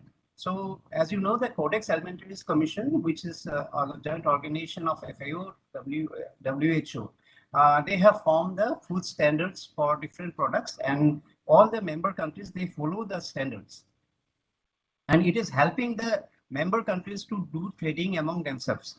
So this is very important, and we should know about it. And when you can challenge any country if they are not allowing your product to enter into that, it is only when you see the food safety standard developed by Codex Alimentarius Commission. So one should know it very carefully, and members are increasingly referring to Codex standards in the context of especially technical barrier to trade agreement. So this is helping the member state to fight in the international forum. So the SPS agreement is also equally important. This is especially, you should know about that animal or plant life or health is very important for that. So every country, they are, they do not allow anything which is with pest or diseases to enter into their country. They are preventing. Human and animal life of health and foodborne risk are very important. So we have to check it. So this is where this plays a very important role, the space agreement. So like certain diseases are there which is spreading through the food or through animal or through plants. So these are checked by the exporting country as well as importing countries. Then only these products are allowed to be entered into that country. So there is a secretariat which is looking after this, and they are communicating to the exporting country regarding that. And we have in APIDA, this secretariat especially, they especially inform the exporters about the quality requirement in different countries, and we organize different kind of training program for the exporters in this. Their basically function is to ensure that SPS measures are adopted by different country and do not hamper export of APIDA products from their country by helping exporters improve capabilities. So this is very important. So we organize different kind of training program in this regard, so that our exporter do not make any mistake, and they can easily export their product to the overseas market. The different importing countries, they have different regulations. So these regulations are also, hosted in our APIDA website, so that, people can understand that and follow it. And in case if they have any problem, they can contact APIDA, and APIDA can organize different kind of training program for them. So rapid alert is very important. You can see when you do export to any country, if they detect any kind of unwanted things in their consignment, which can be a risk factor. So in that case, they immediately inform the exporting country. For example, if India is exporting some product to Europe or any other country, if anything is such things, a serious risk is detected, then they will communicate to us. And in this case, we'll inquire about how this has come in the consignment. So we want exporters regarding that, rapid alert received from different countries, and we ask them to take corrective measures. And accordingly, this information is passed on to the importing country regarding action taken, corrective action taken. If the same problem rises again, then in that case, we can even go for taking some action as per our SOP, like rejecting and complaint. If we receive, then we can also suspend them and for a few months till they make themselves corrected in this regard. So quality plays a very important role. Sir, can we conclude? Yes, I'll just pass through. So traceability system is very important. We have developed traceability system so that we can know where the problem arises, and accordingly we can take the corrective measures. For horticulture product, we have HortiNet, peanut net, trace net, meat net. So all this kind of different kind of traceability system we have. So this is helping our export to increase, and also this is helping the importer also to have some faith on our product, because they can understand that where the problem is, and we can do the corrective measures. So we have for grapes this grape net, and how we are doing it. So detail is available. We can explain it later. Then trace net is for organic product, and lab also they are registered with us, and how they do the testing. That is also because in case of consignment, if we find some problem, then we also make the testing lab also responsible for that. if the testing is not proper.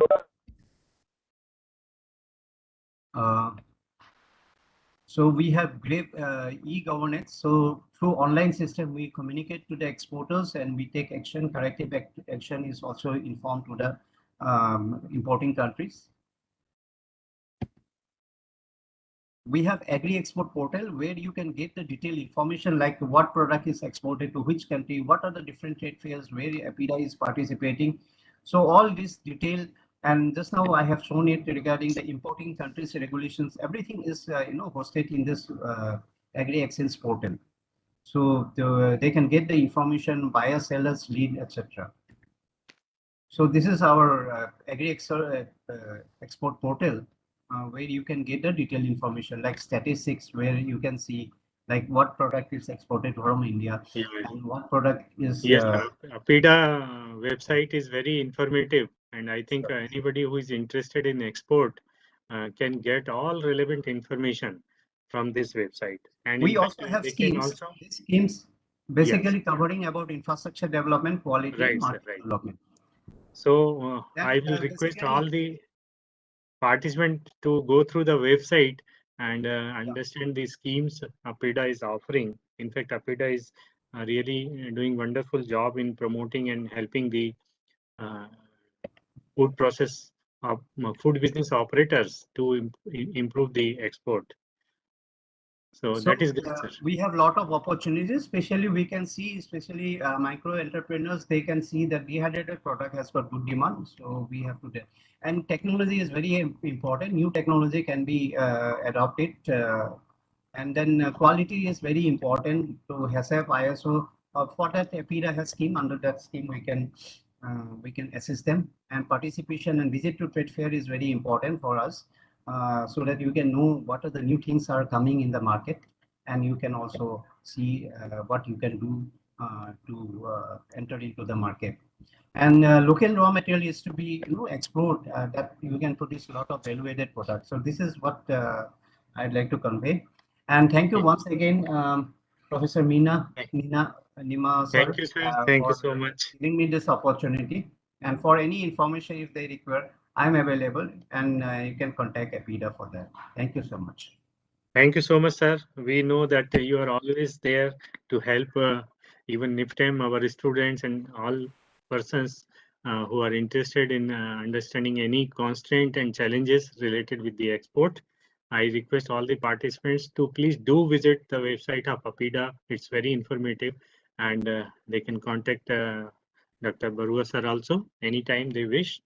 And with this, sir, because time is running fast, so I'm moving faster.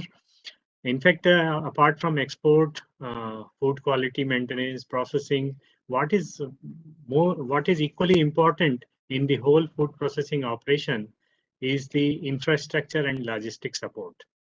So for that, Vidit sir, I thank you for delivering such a nice lecture. I would like to now invite our next speaker, Mr. Vivek Jha, and he's going to talk about the infrastructure and logistic interventions for micro food processing industries. He's Associate Director in KPMG Advisory Service Private Limited. He's basically BTech and MTech graduate from IIT Madras, followed by MBA. Then he has more than 14 years of entrepreneurial and consulting experience into policy making and strategy development initiatives for industrial development. He is currently a senior member of food processing sector team at KPMG's government advisory practices. He is associated with many government organizations in terms of the advisory role, are project management agencies like in central government, in government of Rajasthan, government of Punjab, Ministry of Food Processing Industries, etc. He has also worked with government of Azerbaijan for development of high-tech parks there. So he has very rich experience in terms of the development of infrastructure and logistic interventions, particularly for micro food processing industries. So with these few words, I would like to invite him to share his thought and experience on the same. Mr. Jha, please. Thank Thank you, sir. Thank you so much for giving this opportunity.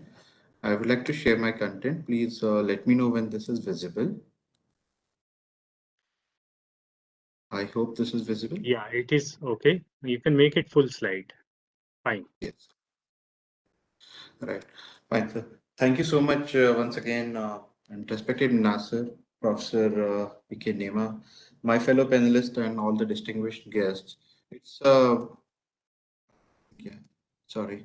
It's a very pleasure to be present today here on the World Food Day, and then this eminent panelists of speakers to discuss some of the very important issues for developing the food processing sector in India. I am very happy that I'm here on this expert panel today. I would, without taking any further time, I would like to get into my that I have outlined for you. Uh, Also taking due cognizance of the idea that have been floated by my fellow speakers before me, who have already touched upon ideas related to exports, innovation, and what is the potential for micro food processing sector in India. So with this, let me get into the presentation. Food processing sector, as we know, is a very critical sector. It's a super sector, as our PM calls it. It's a very important link for India's vision of doubling the farmers' food processing for farmers' income in India.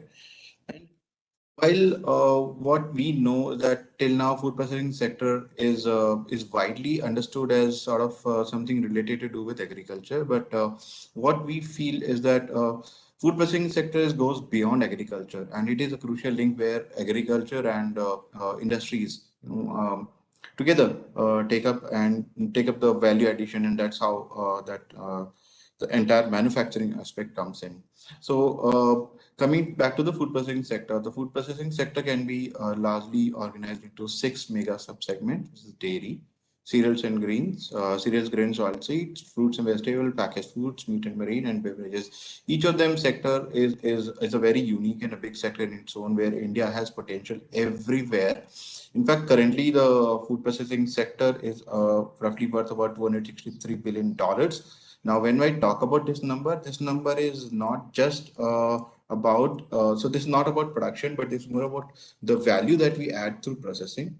Does not entail any of the retail food retail aspects, as well as the food service. So if you look at more than 50% of the entire gross value, the value added has come from the packaged food, which is a very encouraging segment.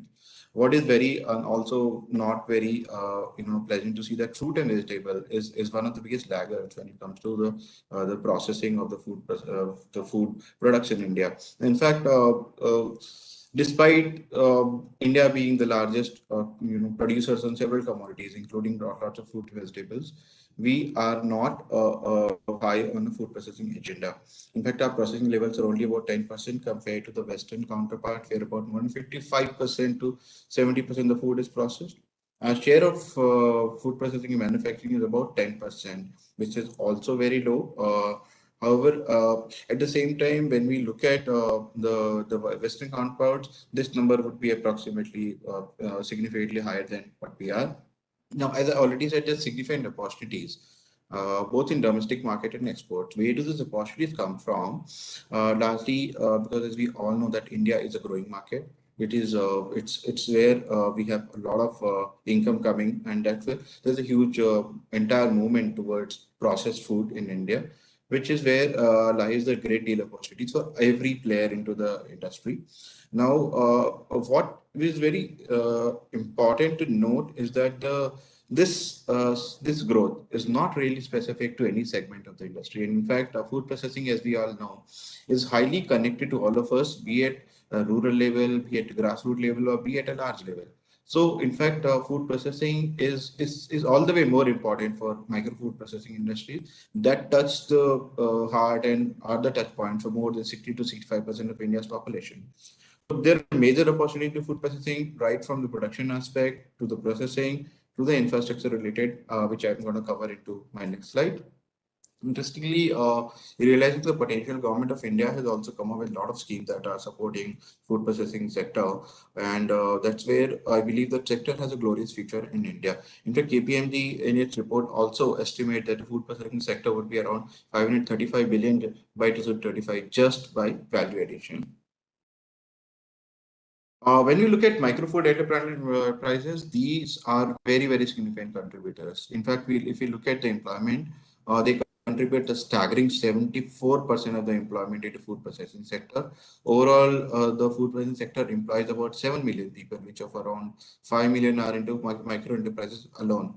In fact, a big number I kind of feel that, is that the entire micro enterprises is largely unorganized, whereas rest of the sector being medium and large are very, very organized. The food processing sector is moving towards an organized sector, and that's where we believe the micro food enterprises will also have a very role to play when they move from unorganized sector to sector.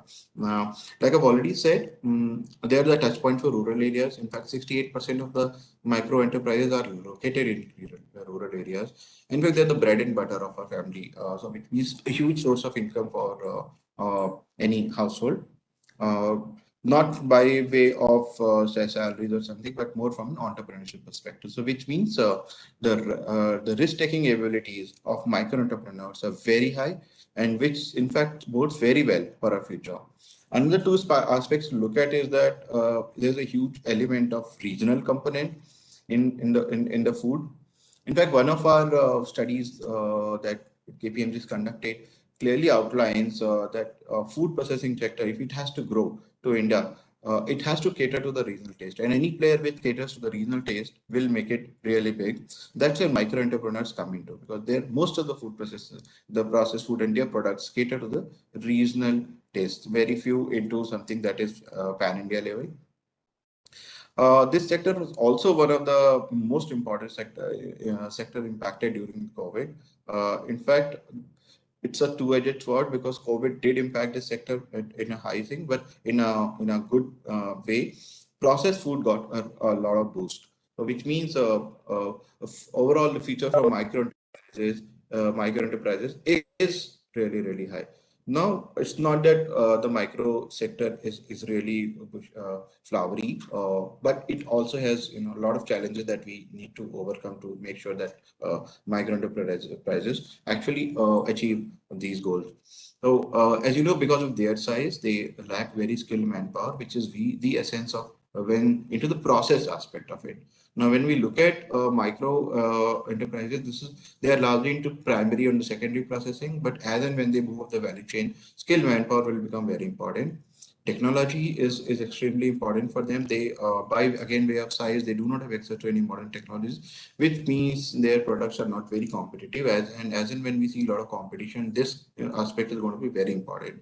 Apart from that, finance, marketing, they also are not very aware about the food safety standards. So, which we all know that during COVID, the entire world has switched to more hygienic, healthier brands, and this is where MSMEs will, in particularly the micro sectors, will also have to move into that side. So, when we look at the supply chain, like I said, this supply chain is highly localized. In fact, micro entrepreneurs are largely into a rural or a tier 3 city, or max to max or tier 2 level, but the component of them is very high introducing. So procure locally from either from the farmers without any kind of market intelligence at a national level. What they have is largely from the local level market intelligence or any finance or any other input. So they are very, very lacking on that front. So farmers from that perspective are the primary suppliers to micro enterprises, which again process at their facilities and sell it locally, either through a distributor, or as we know that large component goes to the local retail or the moms and pop stores, also called the kirana stores in India. Very interestingly, this aspect is also changing. When you look at retailers coming, e-commerce coming, and the big players coming like Walmart and other things, or Reliance Fresh, all of these are actually expanding into tier two cities, and eventually into the rural aspect also. So the supply chain for market enterprises is also expected to undergo a significant change as and when we see these players coming into, particularly from a distribution perspective. Some of the trends that we feel are going to impact the growth of these enterprises in India is that recently during the COVID, Government of India did change the definition of micro enterprises under the overall definition of MSME. And now the overall investment of MSMEs has gone up to micro part has gone up to 5 crores with a turnover of about 5 crores. Now this is a huge implication for micro, which means they can invest into the infrastructure, they can invest higher into their logistics, and they can take care of the product quality without fearing the loss of any other benefit. So this is extremely a very important aspect. Second is, like I said, formalization is very important. Unfortunately for us, Government of India has paid attention to formalization of the sector, uh, which means that any industry, when formalized, comes into the formal structure, has better access to financing. It has also access to assured payments by way of MSC facilitated council. So which means the industry, the credit cycle will be very good, which they can use it for better, again, for better infrastructure and logistics. Now, COVID pandemic, I've already talked about that there's a huge push for processed food, and which actually leads into a greater demand for processed food. Now, what better that this food demand is largely coming to tier 2 and 3 cities, which means the regional demand is taking up a big role. And that's where micro enterprises will need a larger infrastructure for processing and larger infrastructure for logistics, for marketing and distributing their products. Two important technology related aspect that e-commerce sector is expanding, which is like a two-way sword. So on one way, it is leading to opening up greater markets, expansion of market for micro enterprises, reducing their logistics costs. At the same time, it's also increasing the competition, wherein goods from other regions can be made available to these geographies, particularly by the larger industry at much cheaper prices. I already spoke about larger retail, which is moving up. The main aspect that is worth noting here is the competition that the micro industries will face. Till now, it has been the other way around, that when we saw that large industries have been unable to compete on the price, particularly related with micro. But with the other schemes like PLI coming into the picture, the competition is going to be on the price as well. So micro enterprises will have to buck up to this new trend and focus on their quality and scale to be able to match their products and deliver that quality where their product is equally important in terms of brand. Other aspect will be branding, where they need to focus. Very interestingly, some of Government of India has recently come up with logistical, very important initiatives like Gati Shakti Mission, about 100 lakh crore, which talks about integrated logistics across India, where all the food parks and industrial establishments will be connected through a common network, and goods can be transferred from one part to another part, reducing the cost of logistics. Now, what is very important is that while this is a very great initiative at the pan-India level, how important, how well that MSMEs are able to, take advantage of the scheme is something that will define their future with respect to logistics, and see how well they can adapt to this thing. Very interesting trend that there is a high demand for branded and packaged foods, healthy and immunity booster snacks, organic. So which means the food products for micro enterprises will also have to be into this range to be able to compete better and catch up with the entire trends. Very important aspect of this thing is that the branded and packaged food industry is largely going to take, which is again an investment for the micro enterprises. So looking into entire thing, here a couple of the suggestions that we. Mr. Jha, can we speed up and conclude? Yes, sir. This is my last slide.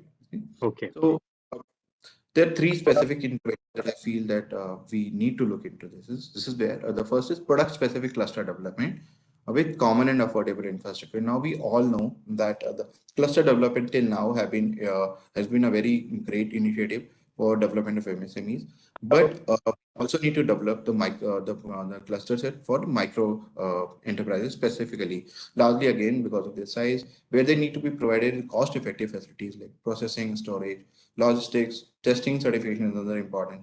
So all the infrastructure that we need to provide need to be affordable, scalable, a quality infrastructure, and has to be in very, very close vicinity, not very far. And meeting the last mile connectivity, largely because last mile connectivity will address the regional needs of the products that micro enterprises produce. Second aspect would be if we can look at partnerships across value chain. What this means is that how well we can utilize the existing value chains of existing players is, and this might reduce a lot of market related and cost related concerns for micro players, wherein anchor players come into very important thing.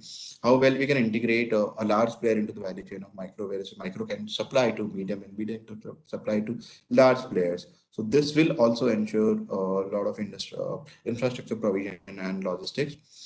Digital logistics and e-commerce, couple of new trends which are coming.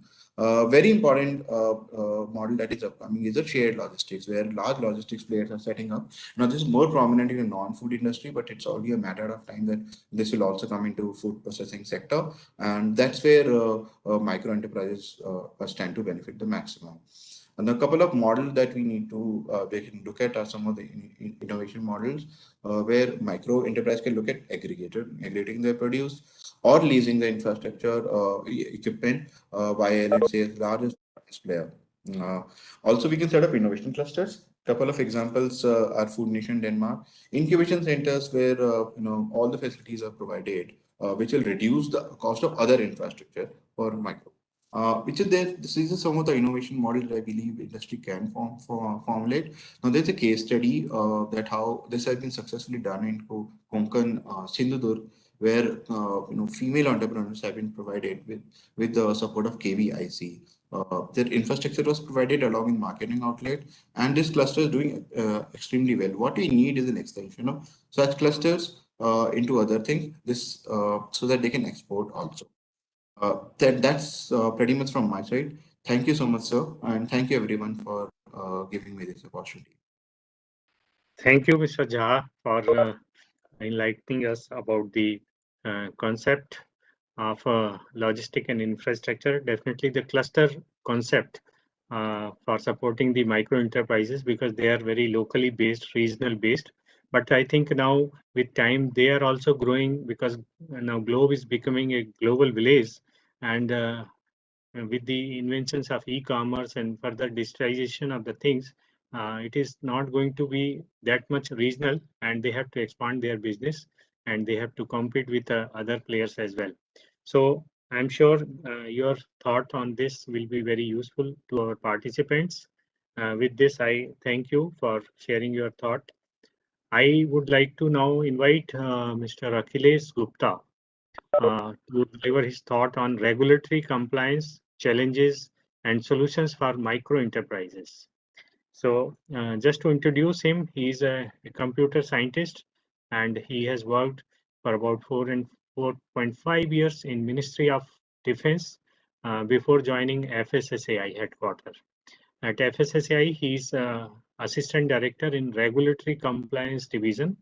He has been working on removing the bottlenecks by way of easing the process flows related to licensing and registration procedure in the online system, because these kind of systems are very need to be hassle free. The licensing registration, earlier it used to be very complicated, but with the invention of online system, and he was the key person in that, he anchored the transition of online licensing system from FLRS to FOSCOS in the year 2020, further contributing in drafting the FSSA Licensing and Registration of Food Businesses Amendment Regulations 2020.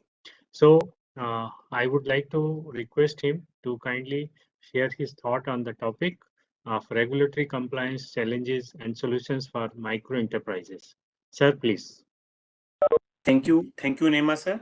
I straight away move to my content. I am sharing my slide, and through that I'll present my topic. Yeah, you can start, sir, and please take care of the time. Thank you. Definitely, sir. Good afternoon to all participants. As the sir rightly said, we are discussing the challenges and how to take our food businesses in India in taking their products global in the global market. I'm assistant director in FSSI headquarter. I am coordinating the key issues which businesses face while obtaining license, and then even after obtaining license, they forgot what responsibility is expected from them to be in line with the ensuring the quality and safety of the food.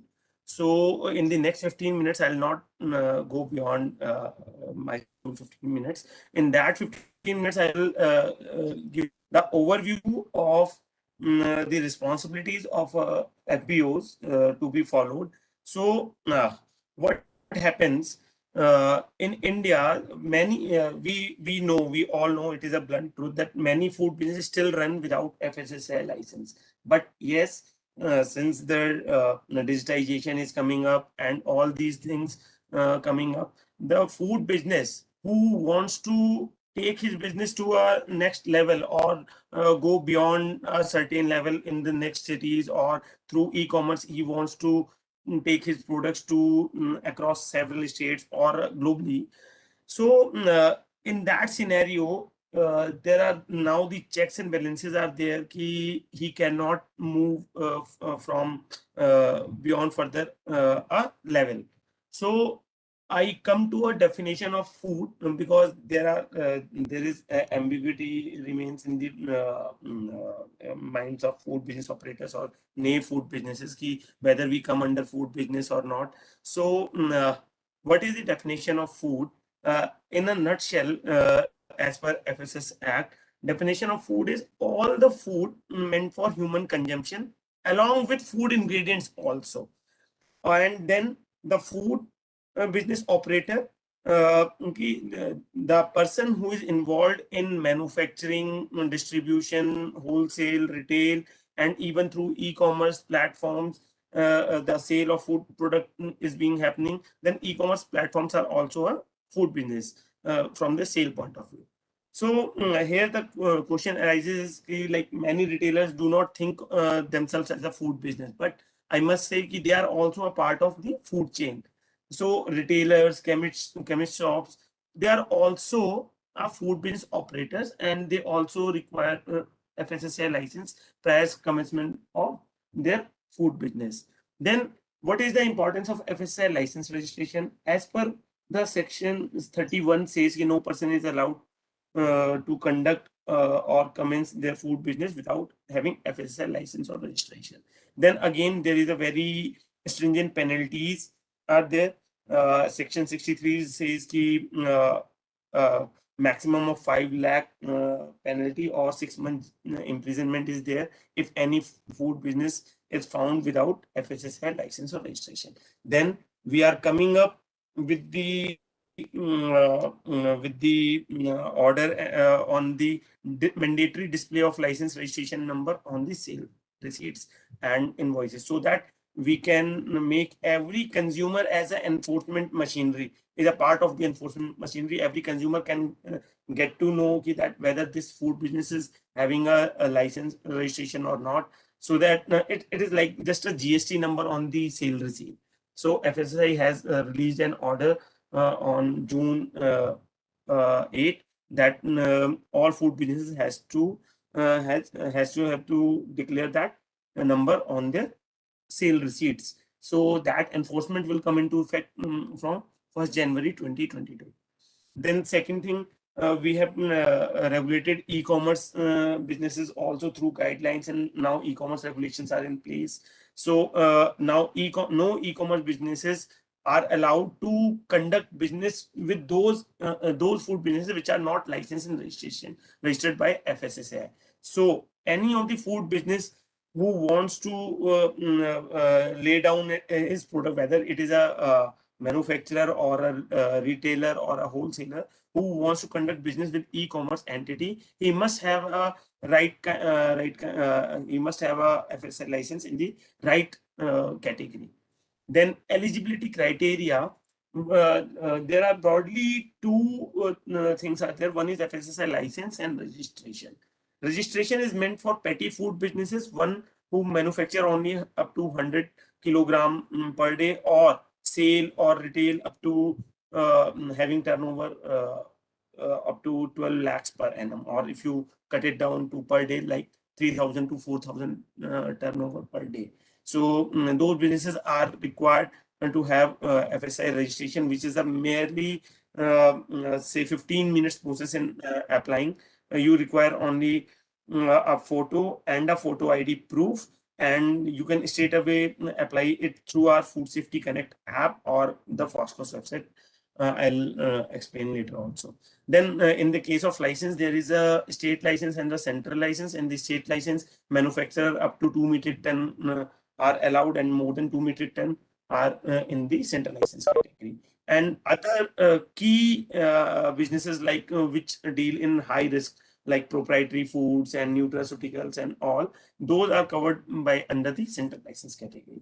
So those are being licensed by our CLAs. They sit in our regional offices, and the process is completely online. Nobody is required to move even inch from his seat for applying an application. So everything online in about licensing and registration to a world-class system, which is a food safety compliance system. As the name suggests, it the licensing and registration is merely the part of this system. Apart from this part, all the regulatory requirements can be is being addressed by this system. Means ki food business is not required. Food business are not required to move to several different portals of FSSAI. And now this system caters all the regulatory compliances, whether it being lifting of sample or the conducting of inspection or the addressing consumer grievances, and all other things can be addressed through food safety compliance systems. Then from this point of view, several utilities have been made available on the Foscos homepage itself. Like new businesses finds it earlier find it difficult to how which products they can they are allowed to obtain straight away license, and which products are allowed in the proprietary and so on. So we have provided a standardized such products window on the Foscos homepage. Due to paucity of time, I am unable to show that thing, but you can anyway go to foscos.fsi.gov.in, and on the homepage there are standardized product window. There, if you write a pickle, the whole list of pickles which are allowed by FSSAI as per the standardized standardized product regulation, that list along with the rule number and additives rule number will be displayed, so that new businesses find it easier ki yes, which are the what standards are being applied to that product vertically and horizontally. So then food businesses can know their eligibility from the home page. They can know their jurisdictional officer. Then any food businesses on the basis of name, license number, or even within a food commodity, they can be searched. Say if you want to search the number of name and the list of atta manufacturers, you can simply select the area Haryana and then Gurgaon, and then the food commodity you select, and you can get the name and the license number of all those food businesses which are who are manufacturing that particular commodity in a particular area. Then user manuals, health topics, FAQs, and helpline numbers all are available on the Foscos homepage. So making it easier for food businesses ki they can even themselves apply for licensing and registration, and reducing the dependence on the third-party consultants.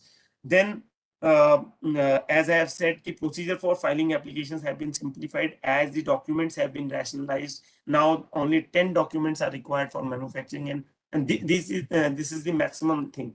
it might be the case that 1 or 2 may not be required when you assess yourself as per the our order. So in the case of manufacturing, only 10 documents are required right now, and in case of other than manufacturers, only 5 documents are required. Then, as I have mentioned earlier, FSSAI has launched a Food Safety Connect app recently, very recently, I think only 10 or 12 days back. So we have enabled a feature for FSSAI registration, application for FSSAI registration through this app. Now the food businesses which are very young, which are very new, they are only trying themselves in the market. So you can startups are there, so they can even start with obtaining the registration. For that, they can download the Food Safety Connect app, and they can straight away file the registration application only within it's a few minutes of time. And then they can stay tuned with the FSSAI important notifications and other FSSAI initiatives through the app itself. Then food businesses which are new to the FSSAI part, they can get themselves trained through a FOSTEC training program. Again, we have training partners and panel with us.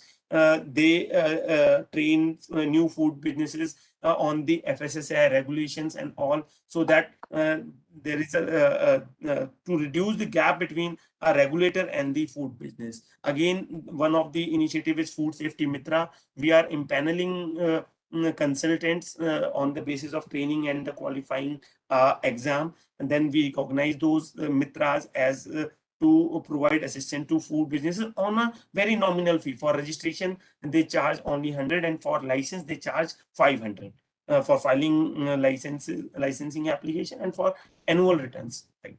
And then FOSCOS has also been linked with National Single Window System, that is DPIIT system for businesses across India. For it is a step towards promoting ease. If they come to the National Single Window System, no matter what kind of business they are involved in, if they are involved in food, when they click on food, they are being directed to our portal, also Food Safety Compliance System for applying licensing and registration. Then certain compliances. First slide talks about what are the role of license and registration in the and how the application procedure for the FSI license and registration. Then what is the responsibilities of a FBO after obtaining a license or registration? First, obtain a license in the correct kind of business. It has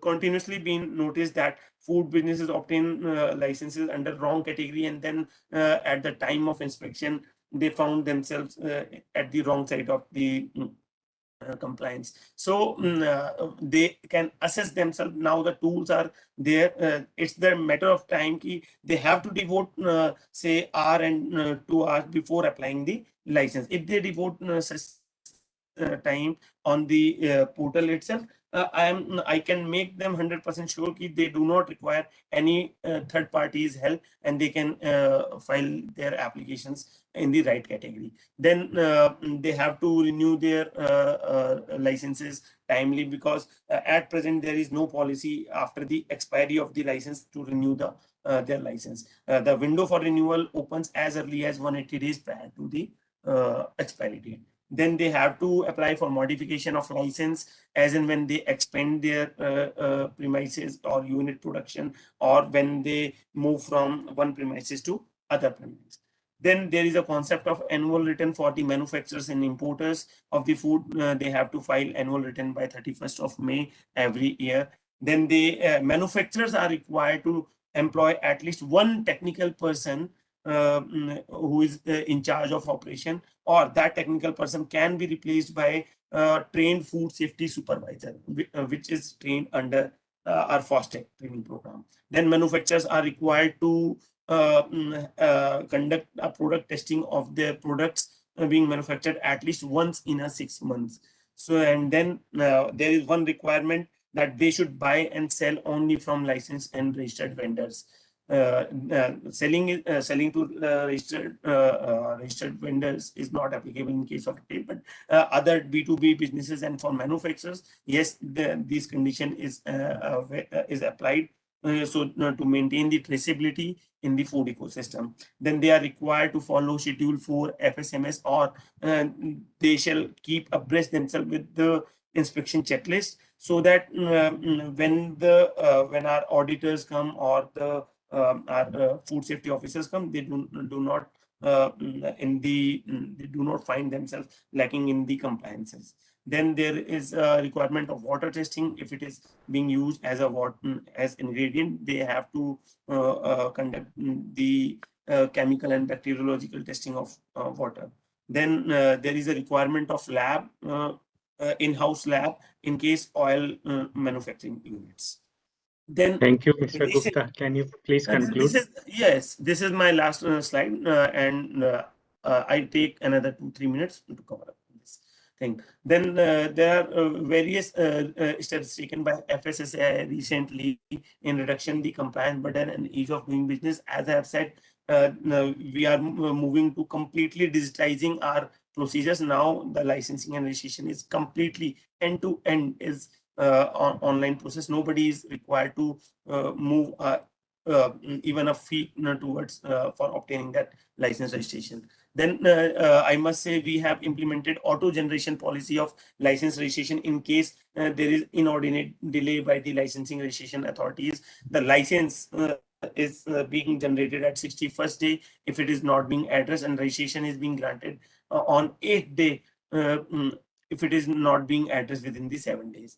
Then rationalization of documents, we have removed various documents requirement.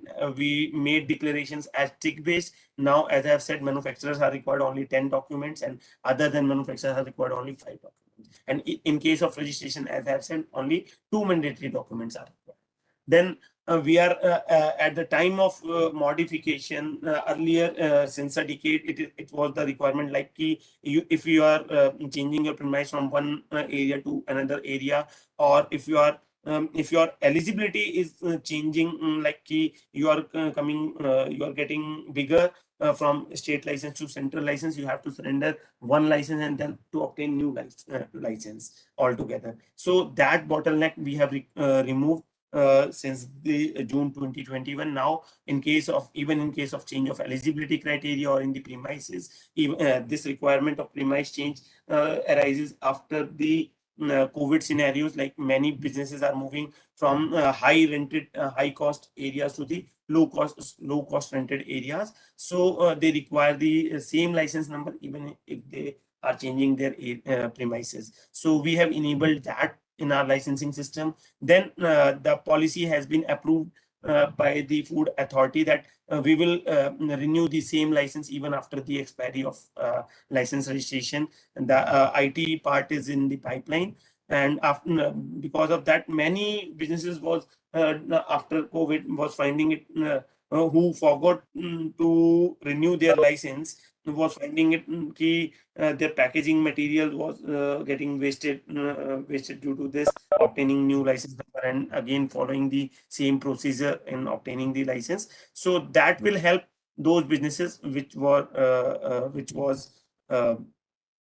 in the which got their license expired. Then again, those businesses which are being harassed by consultants because of non-sharing of ID passwords, we are moving towards one login, one license registration. In that, every license number become itself a login ID. Just similarly as of you file ITR returns in PAN system, income tax system. So we are removing that thing, that particular part also.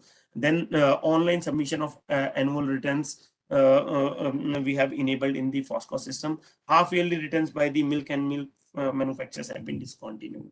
This annual returns enables every stakeholder in the system. We are coming up with the smart what you say data analytics for every citizen and every stakeholder of the system on the FOSCOS home page in a month or so that every stakeholder get to know which of the commodity is being more manufactured more in a particular geographical area, so that accordingly other infrastructure can be built up on the behalf of that statistics.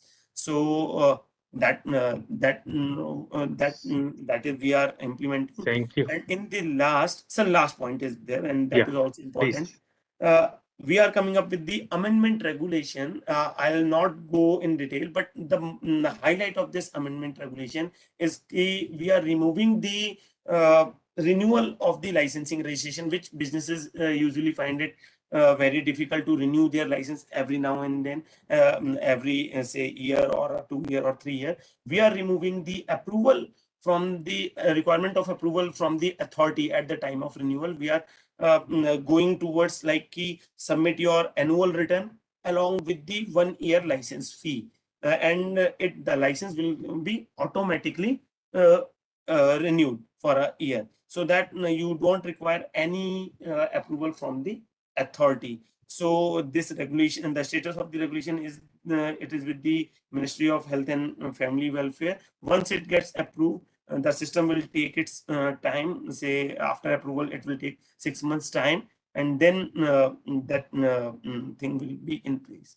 So with this, I'll conclude my this session. I hand it over to Nima. Thank you, sir. Thank you, Mr. Gupta, for letting us know the current process of digitization and online process of obtaining license and registering for all the FBOs, and also the future initiatives. Just one moment, since Yes, sir. there Yes, is sir. a lot of participants are there. I just wanted to one query to Mr. Akiles Gupta. Yes, sir. Yes, sir. FSS has launched a very good scheme of this food safety mitra. I just wanted to know from Mr. Gupta that whether they have already uploaded the list of this food safety mitra on the website of their website, because a lot of our micro entrepreneurs who are applying to us, they are updating their facilities based on FSSAI license requirement itself.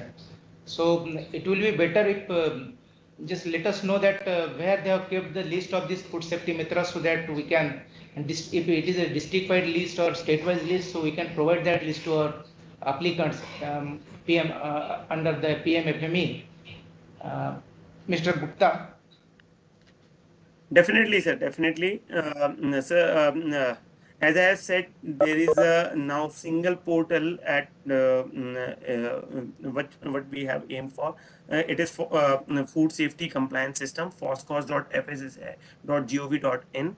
On the homepage itself, when you scroll down in the bottom, we have given useful links. There is a food safety mitra link is also there. When a user clicks on it, he is directed to the food safety mitra website, where he can on the basis of the state selection, he can find the nearest food safety mitra.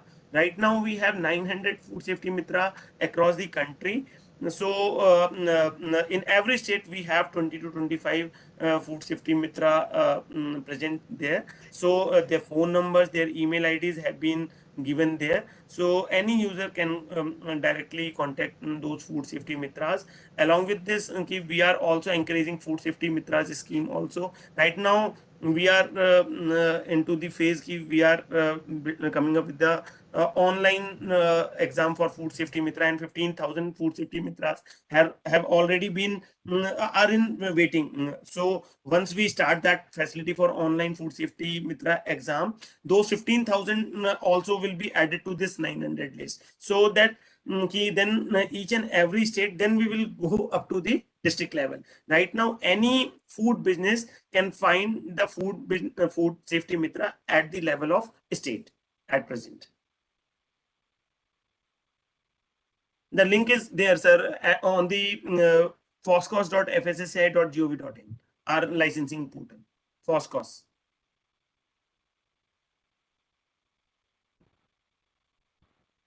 So, sir. Yes, sir. Thank you. Thank you very much. Can we move to next? Okay. Thank you, sir. Thank you, Mr. Gupta, for really telling us the details about the FSSAI licensing and registration process. I think it will be very useful information for all the participants. Now, I would like to invite our next speaker, Ms. Tonisha Dixit, and she is going to talk about the very recently launched, in fact, it's already 1 year or so, PMFME scheme and process for applying into this. So any entrepreneur who is dealing with food processing, processed food components and micro enterprise, they can apply for this scheme. Just to introduce Ms. Tonisha, she is a master's degree holder with silver medal in business entrepreneurship and having a specialization in agri-business management and finance from EDI. She is BTech in Dairy Technology from Anand Agriculture University. She has a research experience of 5 years in entrepreneurship domain as a part of various state and central government projects. She has worked with Entrepreneurship Development Institute of India as Associate Incubation and Acceleration for coordination of Gujarat Government Startup Support Scheme. She has been conducting these trainings for more than 7 years. She is also she was associated with Parul University, Vadodara. She was USA SBI Teaching and Learning Scholar of 2018-19 batch in Curriculum Design and Entrepreneurship Teaching from US Association for Small Business and Entrepreneurship. So with this little introduction, I invite Ms. Tonisha for informing us the details about the PMFME scheme and how we can apply in this scheme. So Ms. Tonisha, please take care of the time. You're the Sure, last sir. speaker, so that we may take some questions. Thank you so much. Please. Thank you so much, sir. Thank you so much. Respected Joint Secretary, sir, Dongre sir, Movpi, distinguished speakers, dear participants. On the occasion of World Food Day, I am very delighted to be part of this Food Tech Summit organized by Ministry of FBI. It is my pleasure to introduce in detail about one of the very promising and inspiring schemes of MOVP. That is PM Formalisation of Micro-Food Enterprises.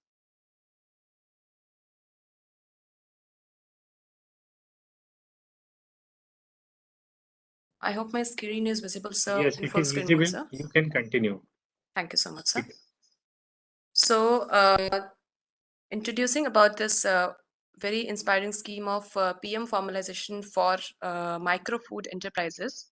As we all know, Indian food processing sector has been a very, what we can say, promising sector across the country, with being the second largest producer of fruits and vegetables. As you can see, it's the second largest even grain producers as well.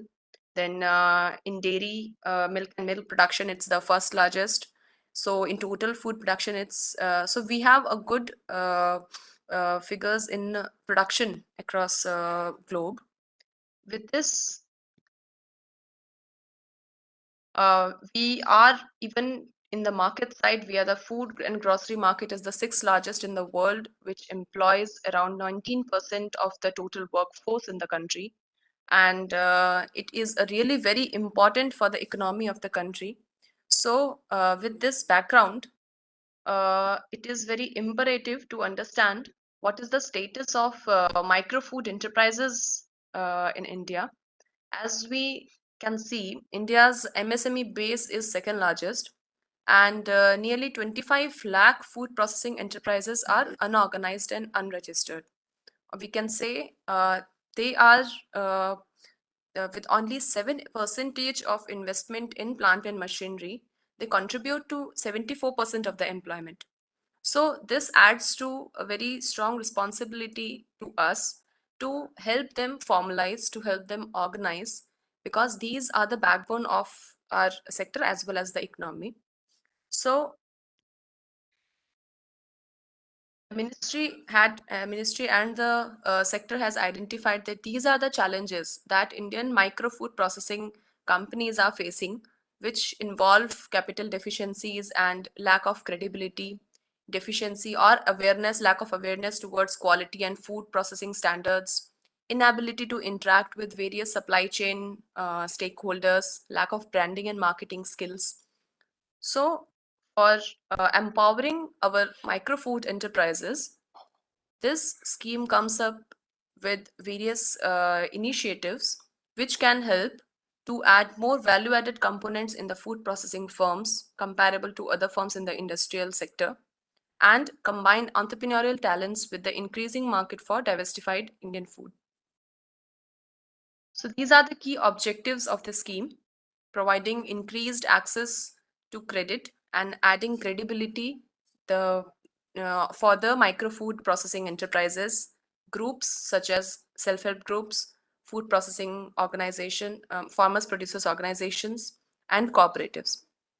It also helps in providing access for the enterprises to professional and technical support that they will require either during establishing a new company or for formalizing their existing companies. Further, it helps in strengthening of institutions and research and training provided in the food and food processing sector. And it also has the objective of increasing the access to common services like the common processing lines, laboratories, storage, packaging, and marketing and branding, incubation services. And with this, it aims to support existing 2 lakh enterprises into the formal and organized framework. So these are the key features which involve outlay of rupees 10,000 crore for a period of 5 years. The policy period is from 2021 to 24-25, with the approach of one district, one product, which can be seen at the ministry's GIS tagged map of one district, one product. It has got state-wise earmarking of outlay coverage for all the set of groups. The support is being extended to FPOs, SHGs, cooperatives as beneficiaries for provision of common services and individual enterprises as well. So the benefits of the scheme to the beneficiaries is the existing micro units will be able to upgrade with the help of credit link subsidy that has been provided at 35% to the maximum capping of 10 lakh rupees.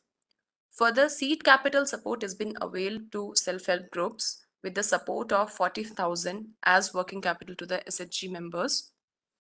Even the credit linked capital subsidy is also been extended to various groups, FPOs, SHGs, and cooperatives. And for establishment of common infrastructure, that is incubation center, we can say common processing lines for various beneficiaries, the credit link grant has been extended. In addition to this, the support for marketing and branding is at 50% of the total activities, total outlay in the activities of the marketing and branding.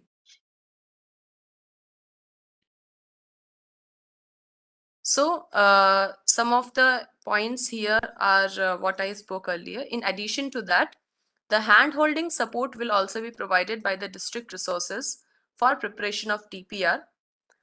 You can see the websites also wherein already some of the products, DPRs, handbooks, and the videos are being prepared, and they are available in public domain, and it can be accessed by the existing as well as new enterprises for getting the idea on preparation of DPR for their products. In addition to that, if there are certain products that can be also supported by the district resource person, and support can also be extended in terms of availing bank loan and capacity building trainings. So there are resource persons that are engaged by SNA at the district level. These are called district resource person, and their list has also been made available in the public domain, which will be providing such support at the district level. Further, the non-ODOP existing units, they are also eligible for applying under the scheme. For the new units, they are required to be establishing the new units in the OTOP of that particular district. So this is the architecture of the scheme. Basic, I'll just quickly go through it. At the state level, there is a state level approval committee and the state nodal agency. And at the district level, the application goes to the district level committee under the chairmanship of district collector.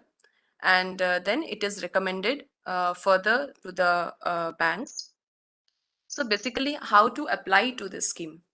So for the beneficiaries, for the individual units, online application is already open on the PMFME portal. I'll just quickly also show you the portal itself. On that, you can register yourself and then you can enter your basic details. The application itself is in the form of the questions that are asked in the application will help you to prepare the DPR in itself. So the output of the application will help you generate a DPR, and the information that are required to be filled in that can be assisted by a district resource person.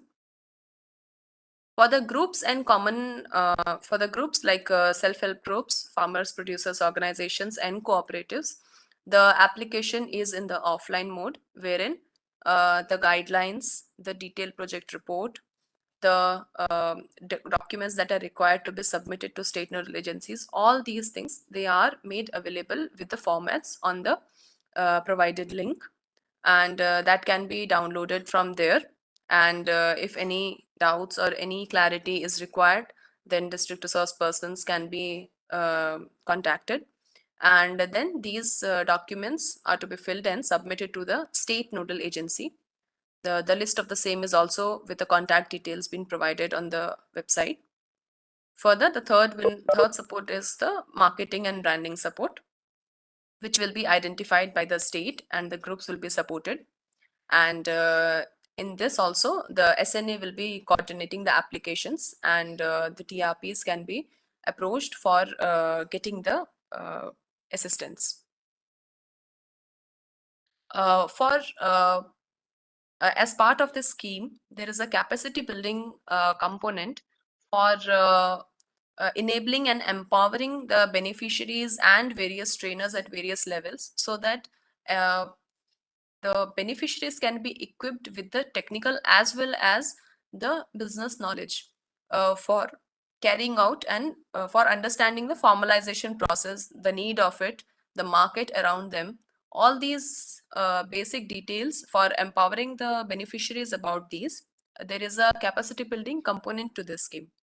So under this component, the trainings are provided starting from the national level to the beneficiary level, and this has been divided into product specific trainings as well as the entrepreneurship domain specific training, entrepreneurship development specific training. And the trainings, the product specific training focuses on machinery costing, domain specific machinery costing, sourcing, food handling, packaging, product quality, safety, all these areas. And entrepreneurship development equips you about the knowledge on business opportunities, basic preparation of DPR, what are its components, and all those things. So these are the these trainings are being conducted in the online as well as offline mode. So the training are being provided to these different category of beneficiaries, starting from individual microfood processing enterprises to existing enterprises also, then workers of already existing microfood processing enterprises, then various members of beneficiaries that are SHG, FPOs and cooperatives, then various officials that are involved in the implementation of the schemes, and the resource person who will be assisting the beneficiaries. They will also be trained. They are also being trained on these aspects.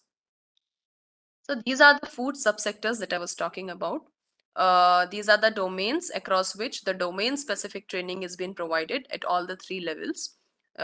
Food processing, it involves food processing. So all the one district, one products are being divided among these food subsectors. These are the 9 food subsectors. And the training to master trainers at the state, which will be further providing the training at the state level. So these master trainers have been trained by the national level research institutes NIFTEM Haryana, NIFTEM Tanjavur, and various other like CFTRI, various other national level research institutes, domain specific, were empaneled and requested for providing the training to the master trainers in these domains. For example, fish and marine, SIFT Cochin was requested. Then for spices and plantation, CPCRI was empaneled for providing the training. So like this, the national level research institutes provide the training to the master trainers. Then the qualified master trainers, as you can see in this chart, they will be providing further training to the district level trainers at in each state. And these district level trainers again will be based on the specific ODOPs. The focus will be given, and those products will be covered by these master trainers. And this training will be in the online mode or physical as is required at the state level. And additionally, there are district resource persons empaneled by the state nodal agency, and these will also be trained by these master trainers. Further, these master trainers, these training of trainers, that is the DLTs, district level trainers, they will be ultimately providing the training to the beneficiaries. It will definitely be taking place in the physical mode for better clarity about the processes, hands-on experience about various components of the domain specific knowledge. So for that purpose, it has been kept in the physical mode, and these will be provided at the various district level technical institutions like RCT or local training institutes or NGOs or autonomous or private training institutes. At these training institutes, these beneficiary trainings have been started now. So this is the capacity building flow. Thank you. Thank you, Tonishka. Is there any other slide? I'll just quickly show the website where the application is there. You can tell this is the web link. web address. You can check this. That is the pmfme.movp.gov.in for the individual applicants. And then for the groups, it is here. That is all the cooperatives, FPCs, SHGs, these guidelines and everything has been provided, wherein you can download these. And additionally, if you are required to go for training materials, so these are the ODOP specific training materials that are available on the website. And you can individually, you can go inside and you can see the videos and DPRs and everything available for each and every product under these domains. And I'll just show the links of the products. These are the links which you can go for all the portals and this thing. So that's all from my side. Thank you. Yeah. Thank you, Ms. Onisha. It was really informative. It's a great scheme for all the micro enterprises. So anybody who are interested, please do visit these websites and take advantage of the support that is there. And you can also contact us on the helpline. There is a helpline number. So if you have any query, you can contact them. There are a lot of resource materials which are available at IIFPT side or NIFTEM side. In fact, now it is NIFTEM Tanjavur, NIFTEM Kundli. So on those websites also you can visit and take the advantage and at least get the technical and other supports which are required for your micro enterprises. So with this, we have come to the conclusion part of the today's program, Food Summit. If there are any questions, I would like to request Dongre sir. Sir, if there are any questions, we can take it up. I could not find any questions. I think our presenters and our speakers are so self-explanatory and all. Yes. So I think there is no question from anybody from over there. Thank you very much for that. Thank you. So I have a question. Can I ask a question? Yes, sir. Yes, sir. Yeah, actually, no, I was going through the PMFME scheme also, that I found that there are lot of scope for the new enterprises. But do there is any possibility of categorizing or prioritizing any of the category of projects? For example, those who are, let's say, at a primary level, those who are working on the fortification, whether there is any special category for them, or there is one question, because the banks are supposed to bear the 65% of the cost. Do the banks also have a guarantee, availability of the guarantee for their 65% of their investment? Thank you.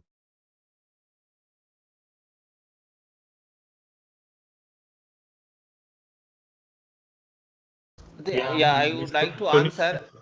Yes, sir. Up to 10 lakhs, there is no need of any guarantee to be paid by any applicant. It's general rule in case of Mudra and other loans also. So up to rupees to 10 lakh rupees, only subsidy is there. I'm actually not talking about the collaterals. Okay. Up to 10 lakh, 1 million, collateral free. I'm talking about the guarantee, financial guarantee. Like after as a bank, I am giving them, let's say, 6.5 lakh. Whether any we have a CGT MSE in India, whether CGT MSE will also guarantee these type of projects. Yes, it is there. It is covered under that scheme. But that is not in the scheme. I know. Actually, I received some papers of the scheme. It is not written. That's what I was thinking. Yeah. Okay.